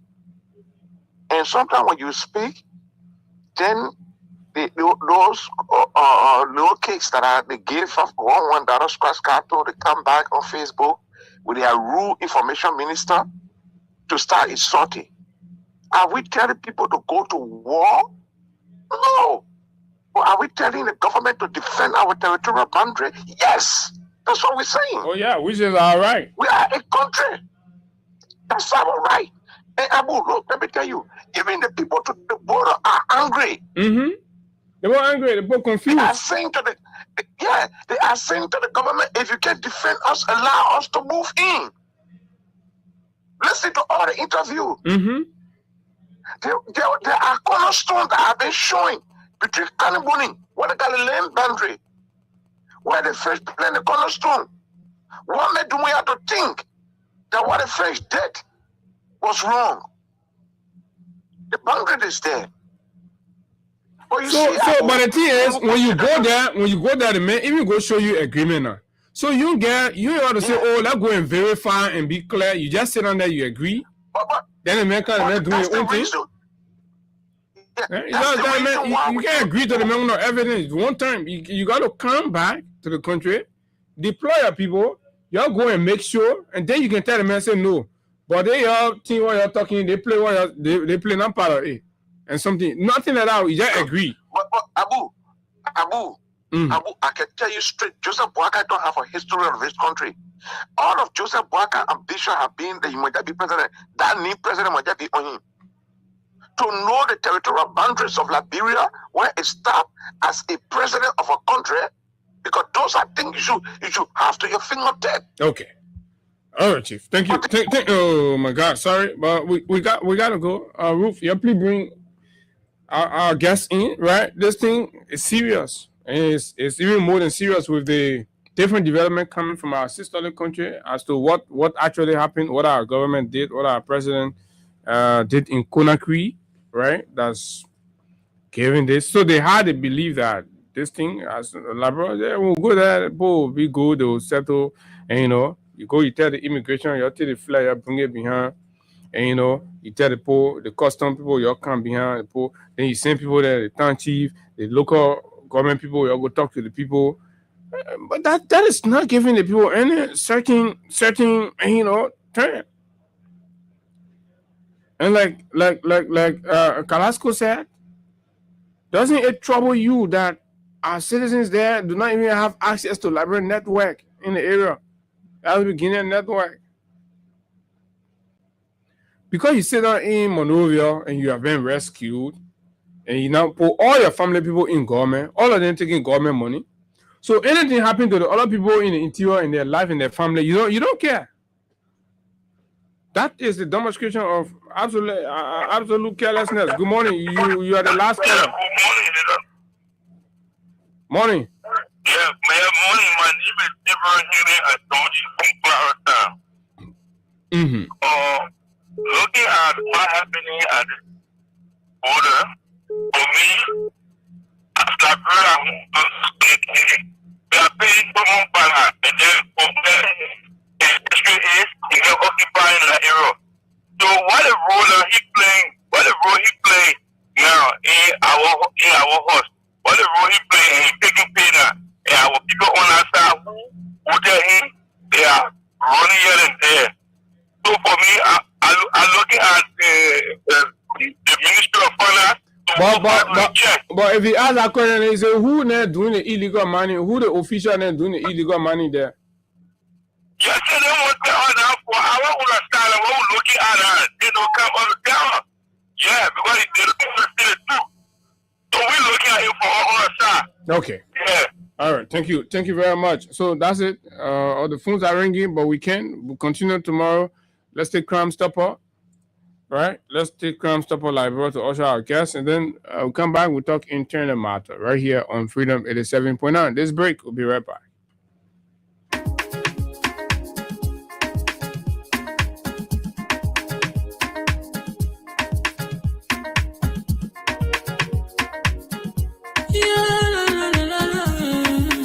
It's about music. There are crimes in many places. In every community, you can see. So if you see crime, report it. Don't take law in your hands for the right authority. That it can't take your law in. Crime Stopper here for us, bringing safety to your door. Whether you rich or you poor, if you see you must talk it. And I mean you cheche. Do it for your safety. If you see it, don't keep it. You must call to report it. Crime Stopper, the people bringing safety to your door. Crime Stopper, stopping crime and making peace for them before. Crime Stopper Liberia, from the center to interior. Crime Stopper, keeping us safe, they're stopping crimes for all of us. Crime Stopper, the people bringing safety to your door. Crime Stopper, stopping crime and making peace for them before. Crime Stopper Liberia, from the center to interior. Crime Stopper, keeping us safe, they're stopping crimes for all of us. Crime Stopper Liberia is your community crime fighting partner. Don't take the law into your own hands. Remember, if you see a crime, report it. This is a message from your own self, Old Man Sam Cyan. Crime Stopper, the people bringing safety to your door. Crime Stopper, stopping crime and making peace for them before. Crime Stopper Liberia, from the center to interior. Crime Stopper, keeping us safe, they're stopping crimes for all of us. Crime Stopper, the people bringing safety to your door. Crime Stopper, stopping crime and making peace for them before. Crime Stopper Liberia, from the center to interior. Crime Stopper, keeping us safe, they're stopping crimes for all of us. To interior. Crime Stopper, keeping us safe, they're stopping crimes for all of us. Crime Stopper Liberia is your community crime fighting partner. Don't take the law into your own hands. Remember, if you see a crime, report it. This is a message from your own self, old man Sam Cyan. Crime Stopper, the people bringing safety to your door. Crime Stopper, stopping crime and making peace for them before. Crime Stopper Liberia, from the center to interior. Crime Stopper, keeping us safe, let's stopping crime for all of us. Crime Stopper, the people bringing safety to your door. Crime Stopper, stopping crime and making for them before. Crime Stopper Liberia, from the center to interior. Crime Stopper, keeping us safe, let's stopping crime. Okay, Crime Stopper Liberia, folks. Welcome back. This is the Freedom Morning Rise on Freedom 87.9. And of course, this is the final lap of the conversation right here on the Freedom Morning Rise. And of course, we're very pleased, like we told you earlier, that we're going to come in or to talk about issues. It's a same lane issue. We're just at the border talking about that. That is all of us concerned. But then within, we're having some issues among ourselves with other people believing that they have enormous power and they have enormous cash and that they can use that for as long as they can to trample on the rights of other Liberians who have used the court and they've used other means to reclaim their properties, but it's yielding no fruit. And of course, they want to speak to all of us so that we know exactly what is going on in the country. And today, we're having this conversation with members or representatives from the Gray family. They're going to properly introduce themselves and tell us exactly what it is. Let me go across the table to invite my guests. Gentlemen, good morning. Welcome. Good morning, Abu. Good morning, Abu. Okay, so let's start with you, all right? Introduce yourself to us and tell us who you are with respect to the subject matter. Okay, firstly, I'm Marvin M. Gray, Administrator of the Interstate Estate of Baby Gray. Today, firstly, I want to say I'm delighted for honoring us. Our request specifically to be here today to provide information that is very important because we have observed over time and of reason there are discussions being held in various sectors of the society, even being transcended to the national level. That has to do with land grab. And so it is important this morning for us to come because as land owners, people do not understand because we live in a society that's very gullible. Okay. People have their own way of saying things. So we have come this morning, and before I go into the give you a brief historicity of the Gray Estate prior to us going to court and after court what happened, why the challenges, those things that we face. So this morning we'll be discussing that, and so we thought to come because we have noticed that at the level of even the government, the legislature to be specific. Discussions are being held regarding this issue, and it has been politicized, to some extent. You think it's been politicized? Yes. Okay, well, you talk to us more about that. Chief, good morning. Good morning, Abu. Abu, my name is Daniel Monma Flomo. Okay. Great happening to be my brother and friend. We started this land fight from 2014. Up to 2023. He was lonely along with few family members, so we had to join him to reach to where we are. Okay, so as a friend, understanding everything that their family has been going through, you've been side by side with them, right? Sure enough. Okay, so Mr. Gray, you happen to be the administrator, right? Yes, sir. So tell us, what is the issue? Where are we talking about, right? And why now, your family have decided to bring this up to the public, through the media? All right, let me just backtrack a little bit. As I said, I'm going to give a historicity of, the Gray Estate. Okay, please do. All right. 1990, our father passed, and so by law, we say intestate, he died intestate because he never left will. And through looking at documents, because he was seized with many properties, but we happen to lay our hands on this 350 acres of land that we are discussing right now, situated in Lower Johnsonville, Barclay. Commencing from the Nima United, we all know it's a household name. You know, on that property, you have a Lima Bo, you got this thing is a Sir Joseph. You also have some retired maestri as well, Maestro Cooper and other that. Even one of your colleagues called Clara Jackson, he also there. Okay. And so we decided to go to the court to obtain administratorship. So under the gabble of the late Vinton, may his soul rest in peace, we were able to obtain our administrator letter of degree of sale 2011, yes, specifically. So while we obtained those documents, we decided to go back on the land to see what we could do business. So 1 minute, from 1990 to 2011, how was the situation with the land? It was very tedious. We been resisted because we have people approaching. That's why we want to court. So by law, when you take over the property and there's no will, you need to do inventory of the property. So that's why we went to court. And after being issued the document of the administratorship to take over, we went on the property and we saw people building structures. So we decided to go to court. And their contention was our property is in Margibi, it's not in Monserrado. And that is not an excuse to encroach on any one property. So we went there, we went through the process, and there was a survey done. The court ruled in our favor, stating that this property is in Monserrado and not Margibi.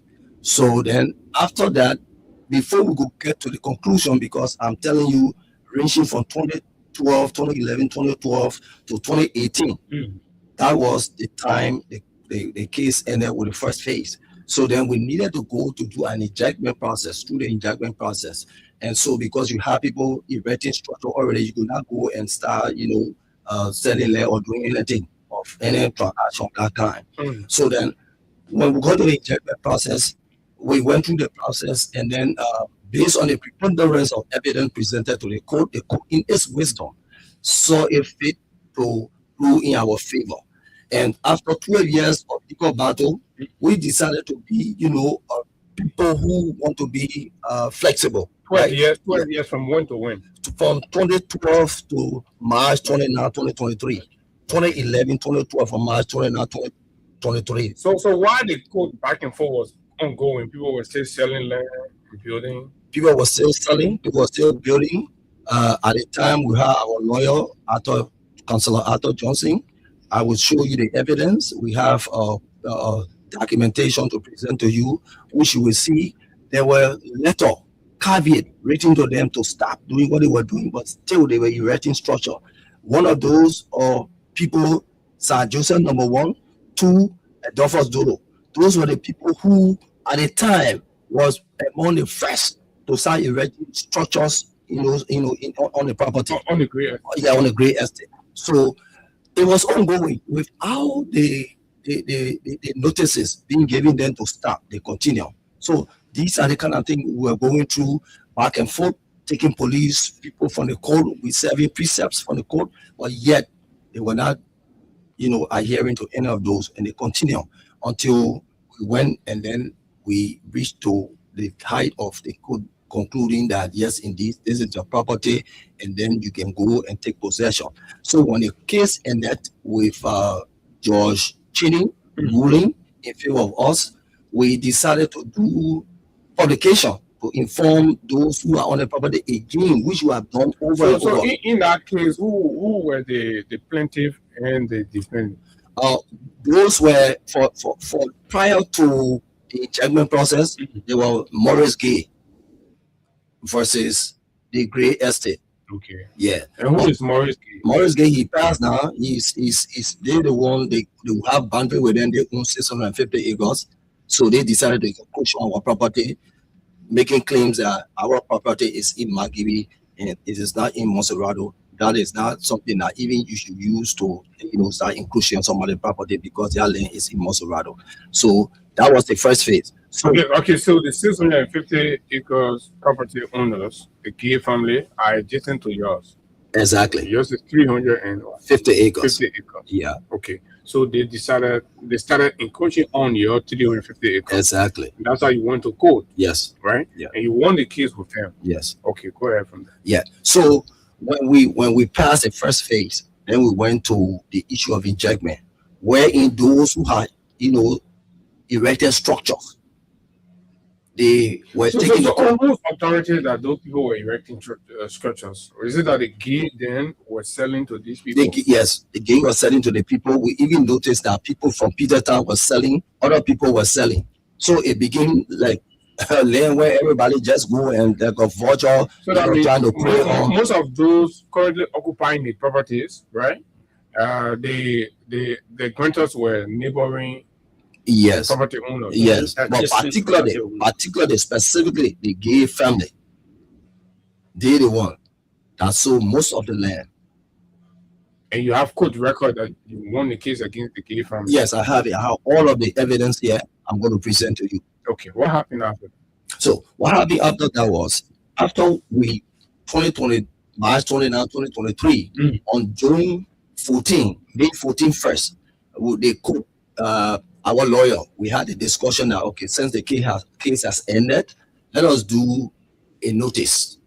And this notice was done. It was aired. You will see the evidence on Spoon, on ERBC. We did that, and we physically distributed that to those who are illegally occupying our property, the Cree Estate.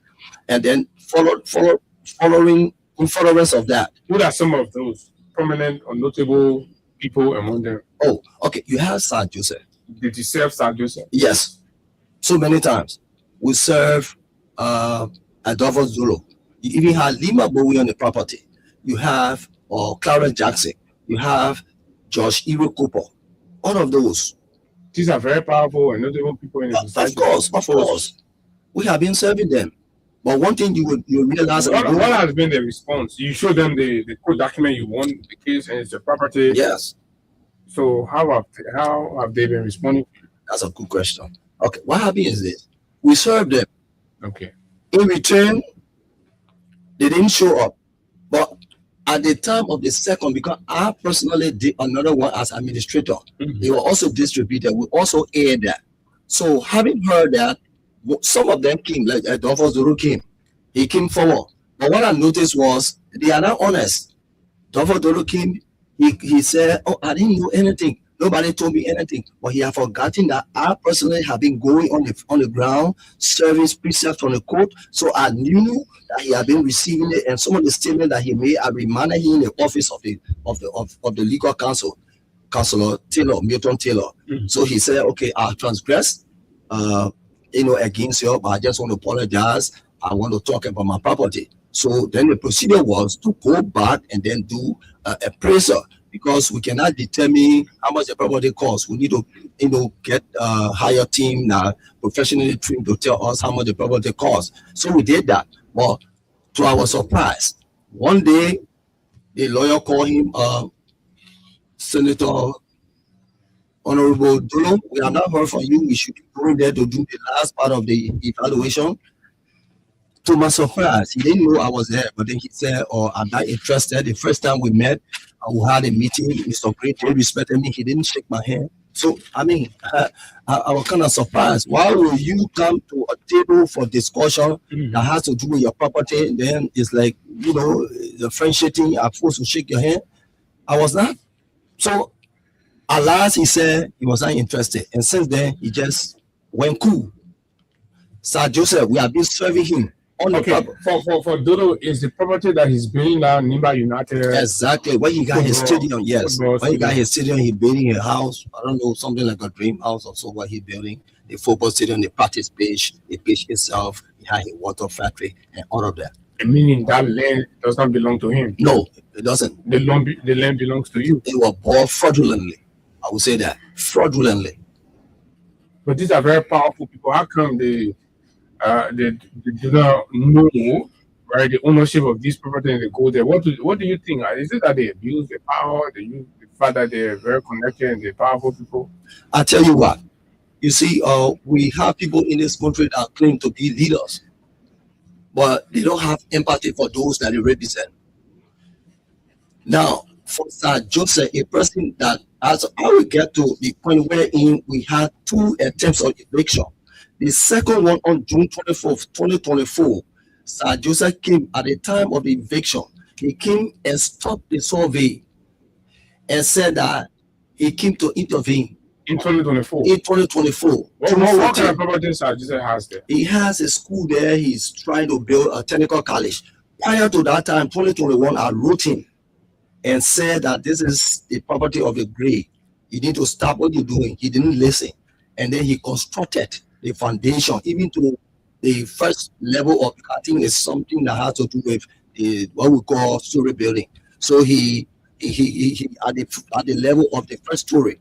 So he continued that. So when the eviction started, we have given consideration for all of the precepts that have been given him the notices. He came and stopped the survey with the pretense that he wanted to intervene. He stopped it with the court, or no? He just went on ground.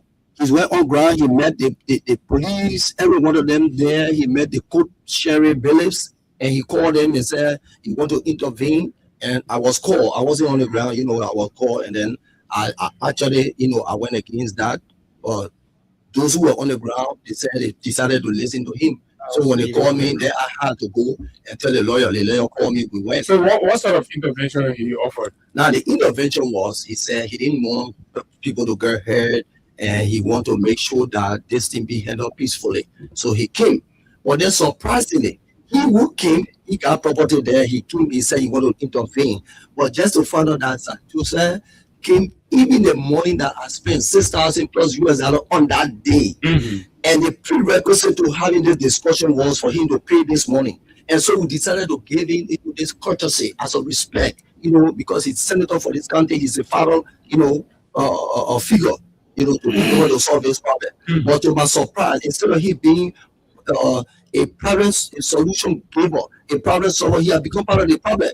Now, of late, he has started elevating this thing to the Senate level, where he decided to come and discuss about land grab, how people demolishing people property and all of that. So what I see is that if he has property for us, he had not come to discuss anything, relating to the property to see whether he can reacquire it, because he had bought it fraudulently. Meaning even he himself is a land grabber somewhere. Yes. Then he's talking about land grab. Yeah. So now, what is of concern is for him to have come and say that, oh yes, I'm trying to rally the citizen against the government, against people who have land and they want to demolish and do all of that. Here is a man, he came 2 years ago, he abandoned the process of the intervention, but yet I just learned that he's digging trenches for a fence.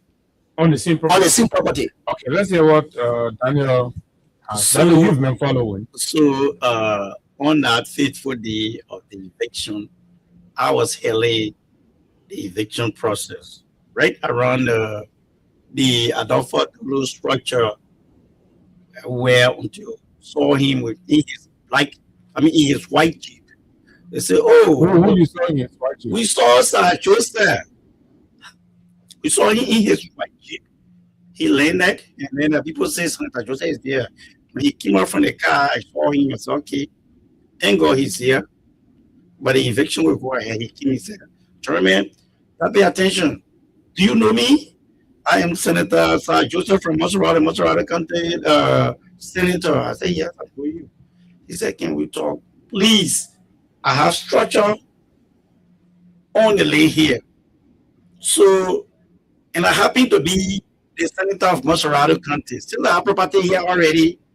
I want to intervene." So we said, "Okay, let's listen to what he will say." He took us from there. We came around my Barclay. We went to meeting. He quieted down. Even in his pricing, those guys were not resisting all. So at that point, what you thought, you felt it was a genuine intervention? Thank you, Abuda Kamilano. So when he arrived, the tension intensified. It was when those guys started to throw stones at the police and us. So, but we managed to put him under control in his pricing. We had like 5 minutes talk. I told him, I said, "This place is not conducive. Let's get out of here. This place look thirsty, security wise." So we drove. When we met Cree, we talked. And then he said he was going to intervene by calling the community on the table, because he have seen the document from the court It's genuine. The fight that referencing Gray's document. Thank you. He said this guy is the one. I get it land because by the document I see, we can't do anything. All we can do is to rebuy. Let's enter. Mr. Gray, did he say that? Yes, he had 2 meetings. Yeah. 2 with us and 2 with the people on the property, right? The illegal land buyer occupants. I mean, So- his colleagues. Yes, right? his colleagues. Yeah. So he went on the land because he got property there. The meeting was held there. He called the people and he told them outrightly. He said, look, I have seen this. I'm a senator, but this is above me. I cannot do anything about it. But what I advise is let us rebuy. I'm myself going to buy my property. I'm going to pay for it. So he said that more than 6 times to the people.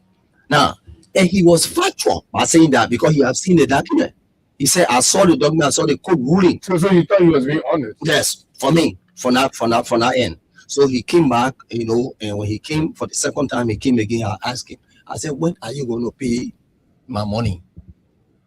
He said, oh, I will pay. I said, okay, but I'm trying to see what we can do. Up to now, he has not finished paying that money. Up till now, he started paying. He only gave $2,000. All of this is he had not paid since then. He just stopped. Okay, the 6,000 was the expenses. Yes, Yeah, yes, yeah. Thank you. Incurred. It's Yes. That is different from the. It's not the price of the land. Okay. It's not the cost of the land. This 6,000 USD we're talking about is the expense we incur at the time mobilizing sheriff, police, and moving manpower for the eviction. And he can't thwart the process. So we told him before we negotiate with you, you first pay us our expenses. He agreed. So Joseph, I hate to talk about him because he's very deceptive. When you see him, you think that he have a decent personality, but he's not looking like that in heart. He fooled us. Okay? I knew it. I was handling the operation. And he be a Kingston, I be a Loma from the County, I wrote in between. Gray wanted to talk. Gray said, this is a dangerous attempt by this man. This man just came to waste our time. I said, no, Gray, give me no chance. Let's see what will come. The father, the man have property here, and he's in the community, and he said he want to negotiate. I think this is a good channel that we can use to amicably resolve this situation. So, but have you followed up with him since? This man does not even answer phone. Let me just tell you But something. he has office. He got office. I visited his office more than 3 times. The 4th one, Gray and myself went there. We spent a whole day sitting. When he came out, he said we should join behind him and go to Johnsonville. From Johnsonville, before we go to my back to go to one lane. Who life you going to go race? Who life you going to go race? So you decline. We didn't follow him. We saw it as disrespect. Total disrespect to us. You are obligated to us. We are asking you to come so that we can sit and talk. You said, come to my office. Chris said, no, we should not go. I convinced Chris. I said, let's go. This guy is busy working. So let's give him the benefit of the doubt. So why do you think he changed from a man wanting to resolve the thing, settle the thing by rebuying? Why do you think he changed from that? Thank man you, to Abu. This man took the lion portion of this man land. He got it. He doesn't want to pay for it. If a pressure is done today, he got lot to pay. But we ain't even talking about that negotiation first. But you have a series of meetings with these people that occupy their land, occupy their land, and then told them that this guy owned the land. Okay, you already convinced the people. They put salary to what? Gave him based on something. He said, I am not above the law. The law is the law. That's what he said then. That's what he said. He told the people, he said, I can't do anything about it. The court gave possession to these people. They won the case. The only thing we can do is to talk to Chris so that he can come down and then try to see how we can rebuy. People started calling us. So Joseph left and went to America for more than 3 months. He came back. We started calling him again. But this man is the senator of the county, and in fact, he has even established a political party. He wants to be president of the country and all of that. And these are very disturbing development. And, I mean, at that level, it should be a problem solver. It should be a man in a society that's igniting peace and understanding among the people, but to be perpetuator of land grab and all of those. Even coming to the radio was the last decision we decided to take. Okay, can you imagine? Since 2024, we've been on this. in Sir Joseph, okay, we decided not to use the airway, but we have used every means to make sure that Sir Joseph listened to us because he the one start our eviction. He refused. Okay, Sir Joseph. So how do you view his action? His action, is it that he's basically trying to take advantage, or that's why he doesn't want to come back to you? He's a complete crook. You see him as a decent member, he's a crook in nature. This guy, we are even told that this is not the only issue that he has. He just go to America, grab people money, and can't say, I'm going to go build schoolhouses for my people in Liberia. They give him money, he can't deposit the money in his own account and trying to cook or cohesion, taking people name and erecting buildings on it. Yeah, so Abu, what is more concerning is a lawmaker, a certain lawmaker, a person who representing people. When there is a problem, he should be the one trying to find remedy, right? Especially within a conference, a district, or at the county level. But this is a person who is a lawmaker or has been known to be a lawbreaker. A lawmaker being a lawbreaker. Because yes, because he doesn't respect the court order. He doesn't respect the ruling. He respected, and he came to you and he said he respected, he called the other people and told you that he respected the code that they were going to. I'm interested in what change, what you formed the change. Yeah. For wanting to repass and then putting all this a resistant posture. That is what make you to know that an actual intent is being portrayed by the way he behaved. Now, he came under the disguise that he want to, mediate, between we and the people to bring peace. But this is the man who who said that he was coming to mediate between we and the people, but seeing his action. He's the one going against the law. Why will you go and start digging trenches after 2 years? You are aware of the court ruling. You didn't come to buy the land. You didn't even negotiate. But then you are digging trenches. Why is that? So right now, as we speak, he's trying to erect fence. Yes. That's why he's trying to very disputed property. The very disputed property. That he has not paid for. Yeah, that's a perspective from which I'm speaking. And this is why it is. Why will you, as a lawmaker, be breaking the law? And you should be with somebody who will try to educate people about the law. Say, don't do this, do this. But God, here you are, because of power. Now, this is not an issue of politics. People will not use our property to come and politicize issue. That indeed, he went to the house, enough is enough. So he brought out the issue of land grab and all of that. Now, you know what he's trying to do? There's a man who is taking people's property by his power, using his power, trying to insult people. Because if you say people should come and demonstrate against government, against land grabbing, and you are on someone's land and you are not paid for it, you are not negotiating for it whatsoever. Maybe he is aware that people like you who want to go and reclaim your land, and then you be considered as land grabber, trying to rally that very community against you. Don't you see it that way? That's why I'm going. That's why I'm leading to. That's what you see what's happening. There's a reason why we are here today. Because he's on a land that he did not acquire the right way, and knowing fully well that people are coming to claim their land now, they're going to the court, that you could be going there, and then you want to rally the people. Abu, you are right. This is what he's trying to do. And his action is a threat for national security in Liberia. Because sooner or later, places that he erecting buildings and fighting people. That when people come here, you'll fight them. Even telling people, going as far as telling people, you'll find weapon, you'll find single barrel and all that thing. Really? A covenant of Joseph, of Sir Joseph, I'm going to think about me evicting people from their land. If it is me, I will fire the person with arm. But we don't know this. We don't know the senator to be like that. This presidential hopeful. When you see him outside, it doesn't look like. So the surface is the one that gave a good photo of him. But the internal is bad. The way he think about people. He came to cook us. While we are waiting for him for all the dialogue, he's building his structure in slow motion. That's being a cook person. Okay? And I tell you what happened. His action has given people the ground. Because come forward. Exactly. That's what I'm coming to, right? So, beyond Sana, the rest of the other people, I know at this point, several other families have inherited that, taking over that place and they built. So are they coming for any other family coming? Oh, Mr. Gray, we see that the court have already legitimately established that you are the owner.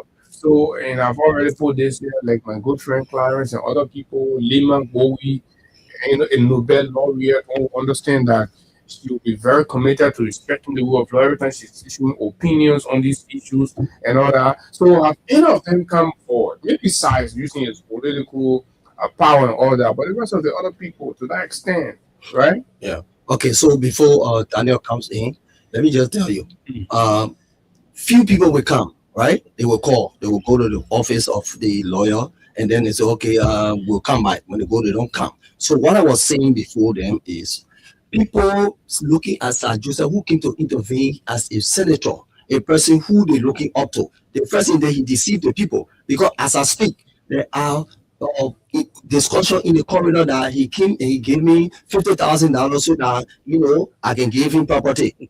So they are seeing him as someone who are connived, I have connived with all connived with him. They give him money. Where he haven't given me penny. And so what happened is this: the court, out of courtesy, because the court has already ruled. There's a document I will show you that the court wrote, the lawyer wrote, and the court invited Sir Joseph, Clarence Jackson, Lima Bowie, Ire Cooper, on the day of the hearing of the discussion, Chima discussion. Sir Joseph did not show up. Sir Dova Doro came earlier. Before that time, he said he took everything, he left. Clarence Jackson did not come. Lima Bowie husband later and Ire Cooper, they came. They came, why we have to come to court if it's a land, we'll talk and this and that. So the lawyer told them that, no, this is the main property. We have been expecting you to come since. But since Sir Joseph is not here today, let us go. We found another time you can come to the office. Since then, they have not show up. Sir Joseph did not show up. So I told you that Sir Joseph is not a person who respects the rule of law. Told your lawmaker. I just want to emphasize that. Okay. Then you want to add? Yeah. So your own media colleague, Clarence Jackson, when Create told me about this issue of eviction and other things, because you guys are not strange people to Liberians who listen to radio. I rushed to Oki, and when I told him, I said, do you know about this thing? Is there any way that you guys can meet Create? Can you talk about it on your media? Educating your people about the law so they can go to Green to bring this into rights. He said, oh yeah, that's a good plan. It's a good plan. I went to Clarence House again on the same issue. He said, let me wait when other people are ready, then I will take action. I think he was there when I was 40. So he's still waiting for people. But Clarence, Sir Joseph, they should know the law. Okay?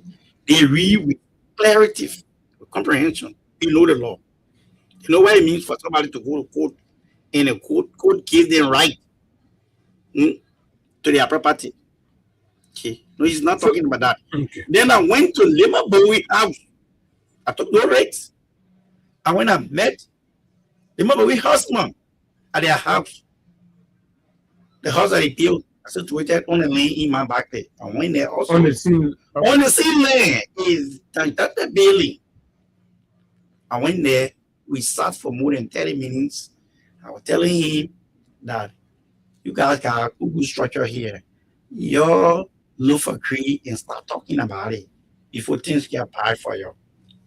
He went to court. He won. But he will tell you, say, oh, we'll see you on this day. When they go back, they relax. I said, say, we ain't going anywhere. Nothing Cree will do. But they are doing these things because they are looking at Sir Joseph, who work in government, who's supposed to know the law. And then he's trying to infringe on Grace's right from his land. But these are all prominent people in their own right. What do you think their actions will be influenced by, sir? Like Lima? Because it is taking a matter to the national legislature, trying to politicize it. Okay, Instead of him finding a way to bring the community together so they can talk to agree, but he's asking the government to stop to deprive legitimate land owners from their land. Okay. Okay. So let's just give a picture of how many households will be on that land. If you have any kind of rough data, just to paint a picture in the heads of the people, they stretch, how many families, probably if you're intending on eviction right now, how many will be affected? Take upon that, great. You have household of over 200. Over 200 households? Yes. That's a lot. Yes. The entire place is being occupied. And since 2022, you got your mandate to move in. What's been holding you? Now, this is the issue, right? This entire 12-year financial year has been very intensive. Yes. Everything that I ever worked for, my family and I, we use it to make sure that the case come to an end. Now, at the end of the process,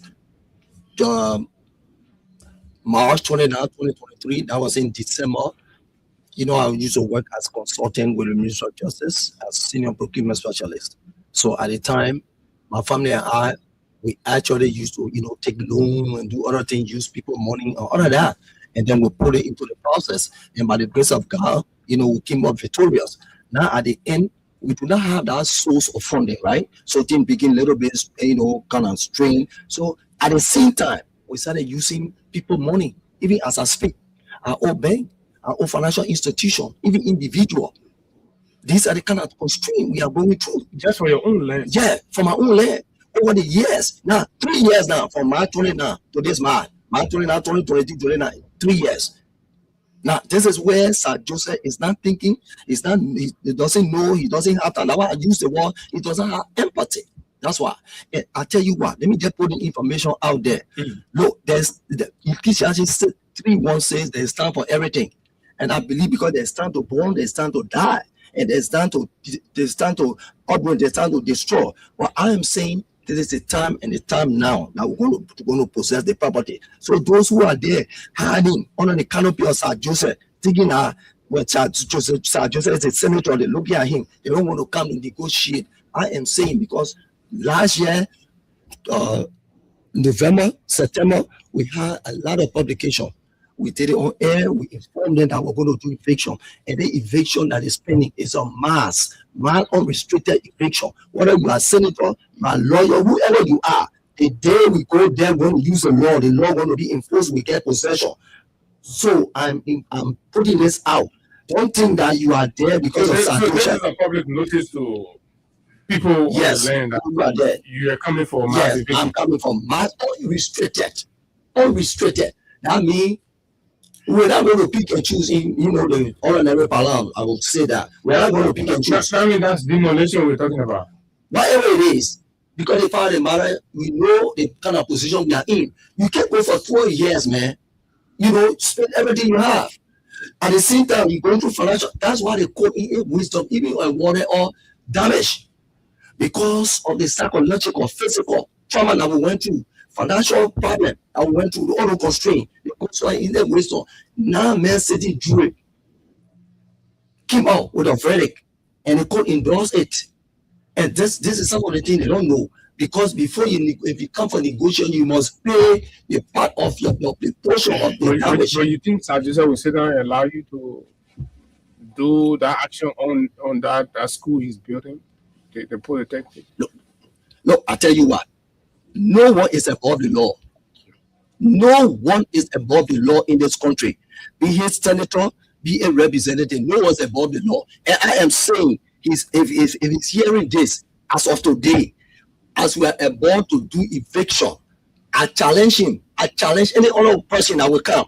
What are those days where they used to take people land? They are drawn for Doro. During the Taylor era time, they take people land. And they think that when they take people land, they will go free. But I am saying this land, you will not take it. Sir Joseph will not take it, and Dr. Doro will not take it. Any other person, every inch of that land will claim it through the law. Okay, we're about to go to the phone lines. Let's Abu. We are ready and ready. Not just ready, but very ready. for Sir Joseph and his surrogate occupy that land illegally. We'll be talking to them. They don't listen to us. You hear me? Then the remnants, the weaker ones that have money are waiting for October to start it. But we can assure them that October will be very late. If they want us to ride, sooner or later we are preparing a train, we all will ride. Because you have the good people already. Yes, we are ready. We've been getting up. We have tried to talk to them by all means to come to our call so that will be a peaceful settlement. They refuse. Since they refuse, we use the court order to cap at anybody that is on our way. Okay. No exception. Sir Joseph come, we clear him out and get our land. Like somebody said, guys, now making new land. Of course, we are cleaning their land. 0776 104 plus 22 500 are the numbers to call. Johnsonville, Mount Barkley area, another issue. And of course, Montserrat County Senator is wrapped all around this one. And of course, he's being considered the mayor shielding. And it is believed that because of his desire to protect that property, that's why he has gone to the Senate to say, oh, citizens should rally and defend and go against people trying to claim that land. When he himself is an occupier of a land that he did not acquire legally, or there is no law to establish that. Hello, good morning. Good morning. Richard Dennis, the media practitioner from Witness Radio and Montserrat News TV. Go ahead. All right. I think I'm listening to the guys. We have a very good case. I think they have suffered a lot, depending on someone who they trusted someone that who have at least work on their behalf, but unfortunately it went the other way. I like to say you guys have tried so much, but I think you guys will have to do whatever you can do again to go back to the court. If there is need for the court to give you people the capital of repossession or terror eviction, once it is for the court to give you all such as your home neighbor, nothing you can carry on your eviction exercise. Okay, thank you. Good morning. Yeah, good morning, my dear brother and friend. How are you? Yeah, okay. Let's hear you. What's your name? Yeah, thank you. This is the people's governor. We won't talk about this bill number 10 governor. That's so I call you from my comfort district to the world, the incoming lawmaker of our district. Go ahead. Yeah, my brother, let me say bravo to you and thank you so much for hosting this unique, intelligent appearance. Our brothers in the studio there. I just listening to them, my brother, they play a game back in a chair. I think, yes, can you imagine? Liberian treating your friends Liberian this week. And what is more scary and what is more that makes you so hard to kill heights are coming to the senator for those friends generally somebody one people that will be respected. Not in the country, people when you on the video, the people force. No, but how was that just saying who won't be president? That's why he won't be president. Thank you very much. Let me take Bobby with you. Morning. Good morning, Abu. Good morning to your studio guest. Someone head of the WASH Commission, right? Is that correct? Yes, former. You are very correct. Go on the ground, man. What's up? Good to hear from you. I'm on the ground. Sometimes when the line runs a long distance, stop to look back. It doesn't mean it is tired. Okay. He's just admiring the distance he has covered. So sometimes we take a break, we reassess things, and this show impressed me this morning because I work directly with the Honorable Senator, and I think your guest information he put it out there, they are not factual. The Senator has actually bought this land 3 different times. The last time was in the presence of the entire Gray family, with their lawyers and everybody. So he cannot come up there and start claiming land again and have been bought within the presence of his entire family with the lawyers. Okay, so let's say you're officially responding on behalf of the Senator's office, right? Exactly. Like I told you, so directly with the Senator. The Senator is one minute. Do you agree that Mr. Gray, when they went to do eviction, your boss, right, intervened and said you're going to resolve the matter? Is that information correct? That explanation is wrong. It's false. It's misleading. You see, people use politicians. Wait, but you're doing the job. I understand. But yes, you're denying entirely the senator made no intervention with the Gray family. Look, if intervention that is necessary to talk about here now is the latest payment for this land, which included the Gray family through the solicitor. The Griffin, I don't have the date before me to give you an exact date, but the Gray, he's know what I'm talking about. He's aware what I'm talking about. He came back to deny that his brother didn't take him. Who represented the Gray family in that arrangement? No, the Gray has in the presence of the Anthony, in the presence of all their own.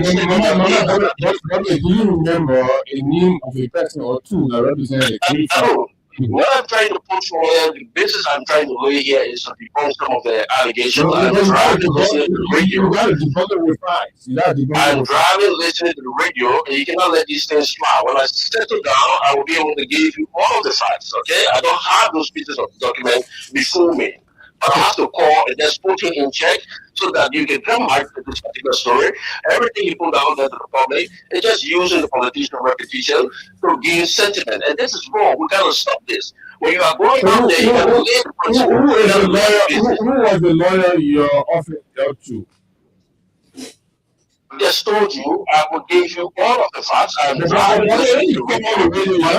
get information, you call the radio. I must be able to interject at this point to let you know that the information the guys put. Gentlemen, come tomorrow with your pieces. Thank you very much. Thank you. I will do that. Okay. Have a good day. Thank you very much. Okay, so let's continue with the course. Good morning. Good morning. And I wanted to monitor the title coming for a numerous contributions of society. And it has just left the down for me. It shouldn't apply to things. What the best is that? Everybody can call the next people for your office and they say they're not bad. No,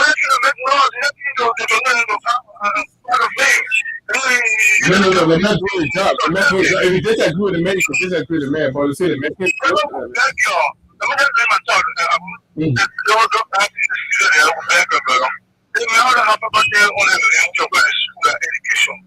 have the television, we have the community, we have the women, and that can that's a good thing. And property in Johnsonville. That's all good enough. What's wrong with us? So because at school, you only go to the property you get past because at school. Kanga, right? But thank you. Let me hold you right there. This is Uptown Pew. Uptown, let's hear you. Good morning. Good morning, Abu. Morning. Yeah, impacted with you guys, the student, the governments are going through the same thing. You know, one of the things I feel, right, is there's a war called precedent. You don't set the Liberia. That's why children go on concrete until a kid and not nothing but the history of them in Africa that look like green and talk for 2 weeks. Okay? You know what people make mistake, they make mistake no matter what. The only thing you go to, right? The next man, right, they will make that same mistake. That's why you see in the West, the nation has started for business everything. Every day, law changed in the Western world. And the reason why law changed everything is because people don't want to make these mistakes in future to come. But then Africa is Liberia. Okay. Yeah. All right, Peter. Thank you very much. More local call. That's the queue. Good morning. Morning. Yeah, good morning to people in my family and good morning to my people. The name remains constant and also here, Kamara, once again, Brother Cherry. I want to speak on the land dispute between Honorable Sir Joseph and that of Atofo, Joe, and the third character. I mean, I'm not repressing. So, the pastor addressing the nation as all establishing new land. We agree. But the same is important to become president in this country. day I will let the abuse. The other issue is power. It won't be coming. People are taking people there by force before they get their authority. It is power. No one above this law. Okay, no one above the law. Thank you very much. Let's take 3 more calls and then we'll go back to our studio guests to wrap up right here. Tomorrow we could have, of course, Bobby right here. We will. Now you can. Good morning. Good morning, Abu. Morning. Interesting discussion this morning. My name is Austin. Yeah. Oh, Austin. What's up? Go ahead, bro. Okay. So there are a number of information that I wish I had the time to make. But the first point is this individual they have a strong case, an interesting one, but I think they need to shift the focus a bit from Sir Joseph to all the over 170 local companies. Make sure that I heard it about 200. You know, they will not be able to call all the names so they pick the prominent. Now on this side, because of Adolfo Dolo, Dima Bowie, but for the politics of it, so I always come on top because the public reaction. Obviously, so it doesn't give you a sentiment that this family trying to get at him or stuff. But I think I was strong case. I mean, the thing that the show I feel so disappointed in Senator Joseph because I don't know him to be that character. Exactly. I think he's supposed to be playing a role of solving problems, especially the ones that follow around his investment in the community. But also, what's about Bobby Whitfield's brief intervention? What do you think about that? I want to close on Bobby Whitfield's intervention. I want to talk about Liman Bowie. Liman Bowie, and you made a very important intervention. Liman Bowie cannot have follow Sir Joseph in. Liman Bowie is a Nobel peace, all around peace, laureate. She is supposed to be the one taking the initiative to resolve this guy. This is a reputational issue. Liman Bowie is really a peace foundation on that property that you're talking about. So a property is on a peace foundation that is catering to girls, breeding girls, young people into leadership. Cannot resolve an issue of such. It just speaks of the kind of low standard that our leaders set for themselves. Exactly. If they expect the younger generation to do better than them, but they are the ones really or nurturing young leaders. Bobby Whitfield did not help the situation. One, he does not know the name of any member of the family that was represented in that meeting. Two, he does not know the amount that was paid. Three, he does not know the lawyer that represented the family. Four, he cannot even name anybody because Sir Joseph and him that were in that meeting. This is disappointing. He didn't add any plus, any discussion. And I'm not too sure Bobby Whitfield was in any gathering where Sir Joseph paid him to these people. I think he wanted to be political, or he wanted to be very on the radio this morning. So Sir Joseph can say, oh yeah, Bobby Whitfield going to the Navy. Okay. He should be the funny chairman of Sir Joseph party or an executive of his party. So I think that's why he called. But I mean, you guys were in with him. I mean, we're in this with you guys. I'm interested in I also am a victim of this thing. Oh yeah. Somebody just non-structured. Wow. They cannot even activate or honor the court's invitation for a conference. And the court process to a school, maybe I want to ask them that. I keep hearing them, they have a good lawyer, all the other Johnson is still playing in all of this. I don't know what he's doing. All with this station you guys are telling with him, I just go to his law firm and all that. I don't know what he's doing for because he's still involved. I think he would have gotten somewhere at this time. So I don't know what the other Johnson is still involved in the process after the court ruling in 2023. Okay. All right, Austin, they'll respond to that. Thank you very much. Your input was 5 minutes over, but gentlemen, we're going to hold a call. Our time is up. We're 2 minutes after 10. You listen to the callers, right? Let's start with you, and then Mr. Gray will close up. In 1 minute, you squeeze your response, right? So we want to be grateful to the Freedom family for giving us the space to air our view about this land issue. The phones are still ringing, though, but we gotta go. Between me and you, we are in this town.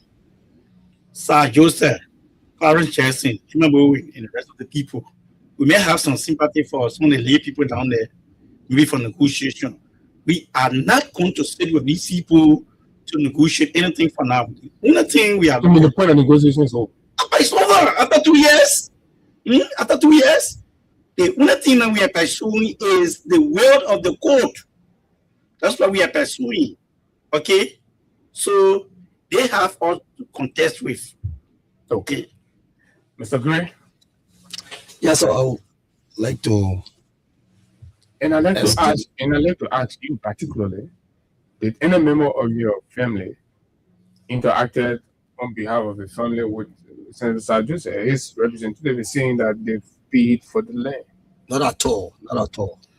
Not at all, I repeat. Not with any member of your family? No, not at all. Is it true that at some point you claim that the brother who was paid to did not pay you, did not give you anything? Like I said, and I'm saying again, there's no time ever that Sir Joseph gave money to any member of my family. Is your family united on this matter? Oh yes. Oh yes. Oh yes. 100%. Yes.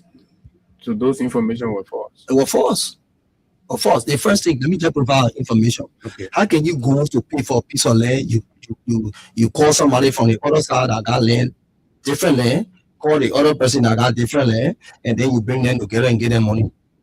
You need to give somebody money who have legitimate right on the property. You didn't do that. You call somebody from G-Ground, you call somebody from Petertown.